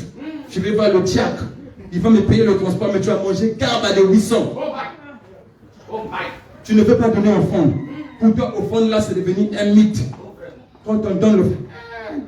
On passe devant toi panier là, on sait que toi tu ne donnes pas toujours. Donc quand je vais même passer le panier là, je sais que... On ne sait pas. On ne sait pas. Et tu es content. C'est toi qui chante. Je serai béni.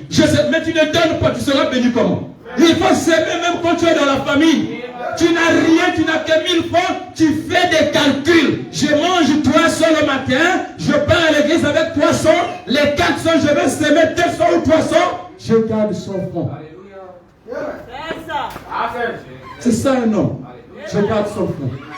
Je sais que les 100 francs là, fois 30, ça peut me faire 3000. Et 3000, moi je connais une fille dans notre quartier, Mariam. Elle est très courageuse, très petite. Elle n'est pas chrétienne, c'est une musulmane. Elle est peuple. Mais elle achète les bonbons. C'était avant, je ne sais pas quand là. Je l'ai appelé, je voulais vraiment le subventionner un peu son commerce. Souvent, quand c'est ce genre de petites choses, moi j'aime investir. Au lieu de les voir faire la pagaille, tout ça. Je l'ai appelé, ton commerce fait combien? Tu as un capital de 1000 francs. Ça m'a fait rire. Je me mettais à rire, j'ai appelé les frères. Ah, le commerce de Mariam, un capital de 1000 francs, vraiment, que Dieu bénisse Mariam. Après, j'ai dit, d'accord, tu veux recommencer? Oh non, je vais recommencer bientôt là. J'ai dit, quand tu veux recommencer, viens me voir, on va augmenter le capital. Oh, d'accord, tonton. Ok. Tu vois une petite fille, un commerce de 1000 francs. Je m'étais arrêté là, mais si je veux aller loin, si je vais lui demander ton bénéfice de combien, je vais écouter 1500 ou 2000. Ça veut dire que son commerce peut augmenter à 2500. Et de 2500, si tu fais ça, si elle vend ça par jour, elle a des 1500 ou 1000 fois par jour, fois 30, elle a 30 000. Et toi, tu vas passer 30 jours à écrire j'ai l'honneur, j'ai l'honneur, j'ai l'honneur, j'ai l'honneur. Et les entreprises n'ont pas tué. Je suis vraiment désolé de dire, monsieur, on a le déshonneur. C'est ça. Tellement on nous enseigne que pour être bien, il faut l'argent, il faut travailler dans une entreprise. Il faut être dans un bureau climatisé. Et si tu sors le matin pour aller au travail, c'est toi qui as des talents pointus. Tout le monde veut savoir que tu travailles dans un bureau. Et quand tu rentres le soir, un peu de bananes. Mais quand on voit ton salaire, c'est 100 000, 50 000, 40 000. Tu donnes l'impression, c'est comme si toi tu gagnes 2 millions, 3 millions, 4 millions. Tu es arrivé quoi? Oh Seigneur. Vous savez, ce sont, comme j'ai toujours l'habitude de dire, ce sont des petites choses. Mais si on applique ça, vous allez vous rendre compte que ça va beaucoup nous aider. Ça va beaucoup nous aider. Soyez objectifs, soyez ambitieux, soyez déterminés, marchez avec une vision. Un peuple sans vision est un peuple sans frère, un peuple mort. Tu n'as pas la vision, tu dors le matin, le soir, tu te réveilles le matin, tu es là. On était avec Frère Michel. On vivait ici chez le pasteur. On a une maman dans le quartier, elle maîtrisait notre programme. Le matin, moi et Frère Michel, on se réveillait, on prenait les chaises, on s'asseyait devant la porte. Et Mère Choco passait. Bonjour les enfants. Un jour, on avait fait au moins 2 jours comme ça. Je me réveille le matin, je sortais, Frère Michel sortait aussi. Après, quand je reviens comme ça, Mère Choco me demande, mon enfant, ça fait 2 jours, je ne t'ai pas vu. Donc la vieille mère là maîtrise maintenant mon programme quoi. Elle maîtrise mon programme sans problème avec Frère Roger.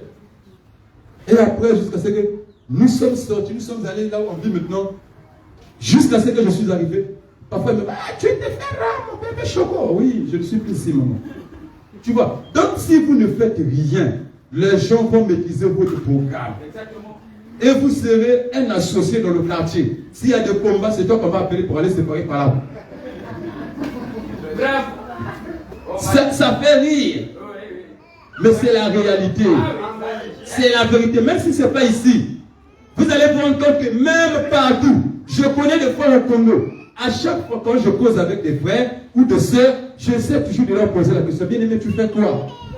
Oh non, au pays ici, le boulot c'est très difficile. Je dis, si je veux aller plus loin, tu vas faire quoi? Oh non, j'avais arrêté ma formation quand j'étais en 3e. Mais tu veux travailler où? Avec le BPC. Va faire une formation, ça va faire de toi quelqu'un. Avant-hier, hier, j'étais à Djamé. Je suis passé devant là où le frère Tani avait dimensionné l'immeuble d'un commerçant plutôt. Ils vont chaussures, non? Ils vont chaussures, ça est très petit comme ça. Ils construisent l'immeuble qui peut commencer d'ici jusqu'au fond là-bas. Au milieu d'Adjamé, pose-toi la question, il a acheté le terrain là, combien? Donc Adjamé, côte à côte avec la mairie d'Adjamé actuelle, c'est un commerçant. Ils vendent chaussures au marché. C'est toi qui parles au bureau, tu es bien enfilé, tu viens, tout ça, tu donnes l'apparence. Mais quand on vous met vous deux comme ça, tu ne peux même pas parler. Tu peux parler avec apparence. Si les gens ne vous maîtrisent pas, tu vas avoir l'éloquence. Tu vas te lever. Tu veux quoi? Il va te dire, tais-toi monsieur, tu as quoi dans ta vie? Oui, je loue ma maison, 3 chambres, salon, tout ça, cuisine, tout ça. Ah, c'est très bien, viens chez moi. Il t'amène là où il est en train de construire l'immeuble et son travailleur, c'est qui se fait Dani. Frère Dani a dimensionné l'immeuble, tout ça. Mais lui, c'est un commerçant. Ils vont chaussures au marché. Si tu vois ces chaussures, tu vas aller discuter là-bas. Mais c'est lui qui construit les immeubles. Ce n'est pas peut-être la seule chose. Ça, c'est ce que nous connaissons. Mais à ce que nous ne connaissons pas. Mais pourquoi nous ne sommes toujours en arrière? On n'arrive pas à décoller. Les enseignements sont prêchés. La parole est donnée. Nous sommes toujours stagnés. On est toujours dans une même place. Regardez, il y a une seule chose que je peux vous dire. Changeons notre mentalité et abandonnons-nous à Dieu. Dieu nous conduira. Regardez l'apôtre Pierre. L'apôtre Pierre arrive. Il est allé pêcher. Il n'a pas eu de poissons. Même un petit crétin, il n'y avait pas. Jésus arrive, Jésus lui dit, jette le filet dans les eaux profondes. Ce n'était pas un autre endroit que Pierre n'était pas. C'était le même coin. Là où il n'avait pas eu quelque chose. Mais le grand rabbi, il lui dit, jette le même filet, les mêmes eaux, la même place, la même barque, le même pôle. Mais il n'a pas pu tirer ce filet. Il fallait qu'il y ait des aides, de l'aide. Aidez-moi à tirer. Les poissons sont trop nombreux. Laissez-moi vous dire, la réussite ne dépend pas d'un changement d'endroit. Tu peux rester en Côte d'Ivoire, tu peux rester au Congo. Dieu te bénit et te bénit encore. Souvent, on a l'impression que je dois aller aux yeux ça. Là-bas, là, je vois ça va aller. C'est bien, c'est bien. Non. C'est bien de partir. Mais pose-toi la question, en partant, est-ce que c'est la volonté de Dieu? Si c'est la volonté de Dieu, pars. Tu vas réussir là-bas. C'est ton champ de mission. Tu vas réussir. Si ce n'est pas la volonté de Dieu, pose la question à Dieu. Quelle est ta volonté? Il te dira sa volonté. Tu réussiras là-bas, là où tu es. Amen. Changeons cette pensée-là. Changeons cette mentalité. Je veux que l'église puisse être une église changée. Une église transformée. Une église qui a subi une métamorphose. Il a quitté la position médiocre pour entrer dans la position de la gloire. La gloire dans les habitudes, la gloire dans les comportements, la gloire dans l'adoration, la gloire dans la prière, la gloire dans la réussite, la gloire dans le bonheur, la gloire dans la richesse. Côté spirituel, tu es bien. Côté matériel, c'est toi qui demandes toujours. On n'arrive pas à mesurer ta spiritualité avec ta vie physique. Les deux choses doivent coïncider. On est des chrétiens. Je professe, je suis chrétien du message, né de nouveau, baptisé du Saint-Esprit. Amen. Mais à l'école, je dois être meilleur. Au travail, je dois être meilleur. Dans la société, je dois être meilleur. Là, on arrive à faire la jonction. On arrive à faire la comparaison. On se rend compte que oui, c'est un chrétien du message. Oui, c'est une chrétienne du message. Et c'est là où vous voyez que les gens demandent maintenant d'être comme vous. Mais toi, tu es spirituel, mais du point de vue physique, tu n'es pas intelligent. Tu veux qu'on puisse te suivre sur quoi? Ensuite, ce qui est matériel, ce qui est physique. Sur la vie comme ça, je sais que la soeur Léontine, vraiment, c'est une soeur, vraiment, je peux écouter ses valeurs, tout ça. Pourquoi? Parce que cela s'est reflété sur sa chair. J'ai vu ça, et j'ai apprécié ça. Et toi, dans la vie comme ça, tu nous donnes l'impression que tu n'as rien. Tu n'as rien, plutôt pas l'impression, mais dans le spirituel, tu nous donnes l'impression que tu as quelque chose. C'est toi qui es toujours spirituel. C'est toi toujours qui prie. Tu sais positionner chaque chose à sa place. Tu sais placer les écritures. Tu prends toute la journée à lire les brochures, mais tu ne peux pas aller chercher. Tu prends toute la journée à lire la Bible, tu ne sais pas comment aller chercher. Honte à toi, tu n'as pas encore compris la Bible que tu es en train de lire. Il faut lire et finir, tu sors pour aller chercher le travail, pour aller chercher l'argent. Parce que tu liras, le ventre va déclarer un moment. J'ai faim. Tu as nourri le spirituel, nourris-moi aussi. Après, c'est là où tu vas chercher à consoler ton être. Non, je suis appelé à être consacré. Oui, il va accepter un moment. Deuxième moment, je suis appelé à être consacré. Troisième, on va venir trouver le frère allongé sous son lit. Qu'est-ce qui ne va pas? Je ne me sens pas bien. Oui, d'accord. Un frère rempli de révélations. Est-ce que vous pouvez acheter du tiep? Mettez un peu de piment. C'est lui qui va vous dire le tiep qui se trouve chez la maman de quoi là-bas. C'est là que vous comprenez que le frère n'était pas malade, mais il avait faim. Et c'est lui qui mange avec appétit. Il mange vite, vite. Après, à la fin, c'est lui qui fait maintenant la communion. Ah, frère, parle un peu de la parole. Ah, frère. Tout à l'heure, tu n'as pas parlé de la parole, mais c'est toi qui veux parler de la parole. C'est vrai. Je vais accepter maintenant dans la parole, je vais t'amener à te faire comprendre que tu n'as pas encore compris la parole. C'est que tu dis là, tu n'as pas encore compris ça. Il faut aller chercher Dieu sur les montagnes, il te dira comment vivre dans la vie. Tu vois ta maman souffrir, c'est toi qui es toujours là à prier. Ta maman a besoin d'argent. Elle a pris soin de toi, elle s'est investie sur toi. Aujourd'hui, elle veut le retour. Amen. Les papas ont souffert pour nous. Les mamans ont souffert pour nous. Mais on veut toujours amener les mamans du côté spirituel. On veut amener les frères du côté spirituel. Le frère est venu te voir, frère, je suis vraiment dans le besoin. Si je ne fais pas telle chose, ça ne va pas marcher. Ah, bien aimé. Non, les frères, non. Toi, tu veux dire, il faut d'abord prier. C'est la foi. Mon frère, c'est la foi. Le frère a dit, d'accord, la foi. Mais nous allons comprendre que Dieu agit toujours par l'homme. Amen. Quand on parle même de la foi, vous verrez que Dieu touchera le cœur de quelqu'un pour accomplir ta foi, pour honorer ta foi, pour t'honorer aussi. Tu as prié, Seigneur. Ce n'est plus le temps où tu vas voir le ciel ouvert, la manne descend du ciel, tu vois la main, tu commences à manger. Mais c'est le temps quand tu demandes, tu élèves les mains au ciel.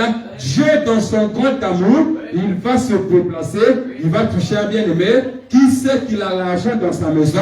Qui sait qu'il a la chose dont tu as besoin? Il dit, va donner cela au frère interne. Tu vas voir le frère, son cœur bourronné pour faire une offrande envers un frère. Il dit, frère, le Seigneur m'a mis à cœur de te donner ça. Merci beaucoup. Je pense que c'est le Seigneur qui a exaucé ça ma prière. C'est la manière de Dieu de faire. Amen. Donc les bien-aimés, souvent quand ça nous arrive comme ça, on peut prendre 2 heures, 3 heures. Et on oublie que c'est dimanche. Je pense que je vais m'arrêter par là. Aujourd'hui, ma prédication, c'était tournée sur s'aimer dans la famille. Nous savons que nous traversons des moments difficiles. Je voulais aussi parler du point de vue spirituel sur la famille. Parce que le frère Branham nous enseignait que la famille dont la parole parle, c'est la famille de la parole. La famille de la vérité, en ce temps de la fin. Et le frère Branham nous a montré dans les 5 identifications d'une véritable église du Dieu vivant. Et nous dit que la famine, et cette famine viendra parce qu'on n'aura plus la possibilité d'entendre la parole, la possibilité d'entendre la vérité. Et le frère Branham nous dit que c'est ainsi dit le Seigneur. Donc la famine va venir. Et quand la famine va venir, les gens seront dépouillés. Ils n'auront plus la possibilité d'entendre la parole. Mais c'est une partie. De notre partie, j'ai parlé sur la famine du point de vue physique, qui est le manque. Quelqu'un n'a pas d'argent. Il veut travailler. Il veut entreprendre. Oh bien-aimé, c'est une bonne chose. Mais tu as les mains. Ayant des stratégies. Tu sais que j'ai besoin de travailler pour tel mois, tant de jours, parce que j'ai un projet de 100 000. Je sais que je peux aller à Yopougon, dans la zone industrielle. Là-bas, il y a des activités de service. Ça veut dire que je travaille et on me paye à l'instant T. J'ai l'argent, c'est bon. Je garde cela pendant 3 mois, 4 mois. Je fais ce que j'ai besoin. Je me rappelle, j'étais au collège. Toute ma vie, je n'ai pas eu la chance de mener une vie aisée. Mon père buvait. Ma mère vendait les maniocs au marché. Et notre vie, c'était compliqué. Il fallait aller vendre les maniocs pour pouvoir avoir l'argent. Et au moment que la maman fait les maniocs, souvent nous on mangeait à 18h. Donc ma maman fait les maniocs, souvent elle finissait à 16h, 15h. Je prends les maniocs dans une cuvette, je mets cela sur la tête, je vais au marché, je vais rester à vendre, je vends, jusqu'à ce qu'on aura 600, 700, 800. Je vais faire quoi? Je vais dans une boutique qui était à côté, je vais acheter du riz, je vais appeler ma petite soeur, j'envoie quelqu'un, va dire à ma petite soeur de venir prendre l'argent ou le riz. Elle va prendre le riz, elle va remettre chez maman à la maison, maman va préparer, moi au moment que je suis au marché en train de vendre les maniocs, elle finit de préparer le riz, parfois le riz sec, sans huile. Mais c'était bon. Maman finit de préparer, elle se lave, elle sert la nourriture, elle vient me rejoindre au marché, elle me dit va manger. Je viens, je mange, je fais la lecture sous une lampe, avec une lampe luciole. Je lis.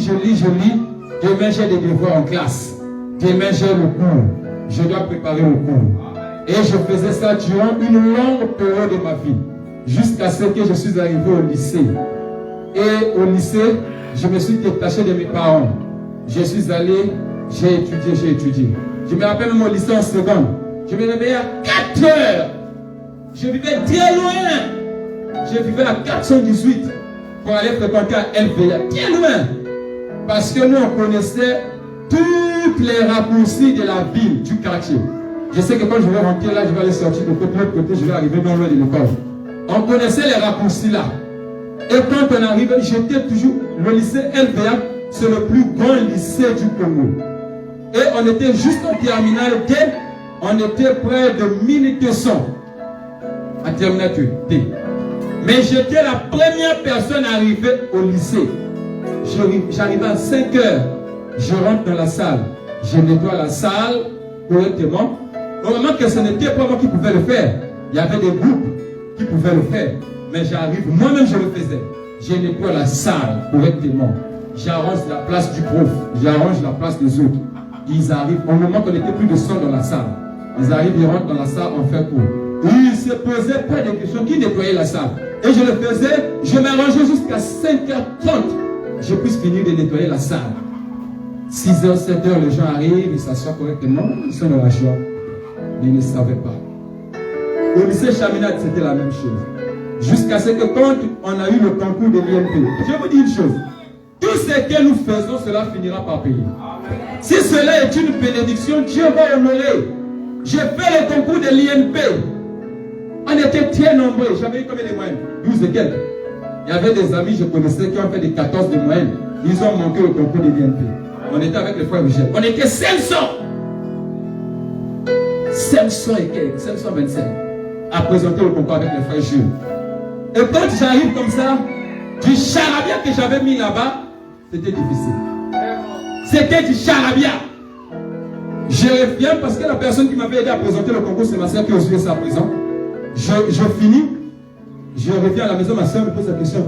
Elle tenait à ma réussite. Elle faisait tout, elle pouvait avoir 30 000.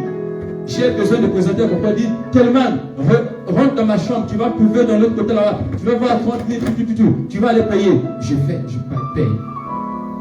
Elle, à mon retour, elle me pose la question, comment était le concours? Je dis, si j'ai ce concours-là, ça veut dire que c'est Dieu même qui est descendu, il a écrit.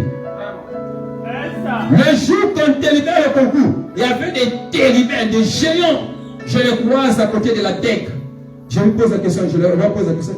Vous avez eu des géants du bac technique là. Des gens intelligents. Ils me disent, oh non, on n'a pas eu. Vous n'avez pas eu, ça veut dire que moi je n'ai pas eu. Démotivé, Mais j'arrive comme ça, je cherche sur la liste. Je vois maman. Je cours à la maison. Je vois ma soeur, je dis, regarde, j'ai eu le concours. Elle dit, oh, gloire à Dieu. Aujourd'hui, nous sommes là. Nous sommes là. Tout ce que nous faisons, qui est le fruit d'un sacrifice, finira par payer tôt ou tard. Même si tu meurs, tes enfants le verront. Même si tes enfants meurent, tes petits-fils le verront.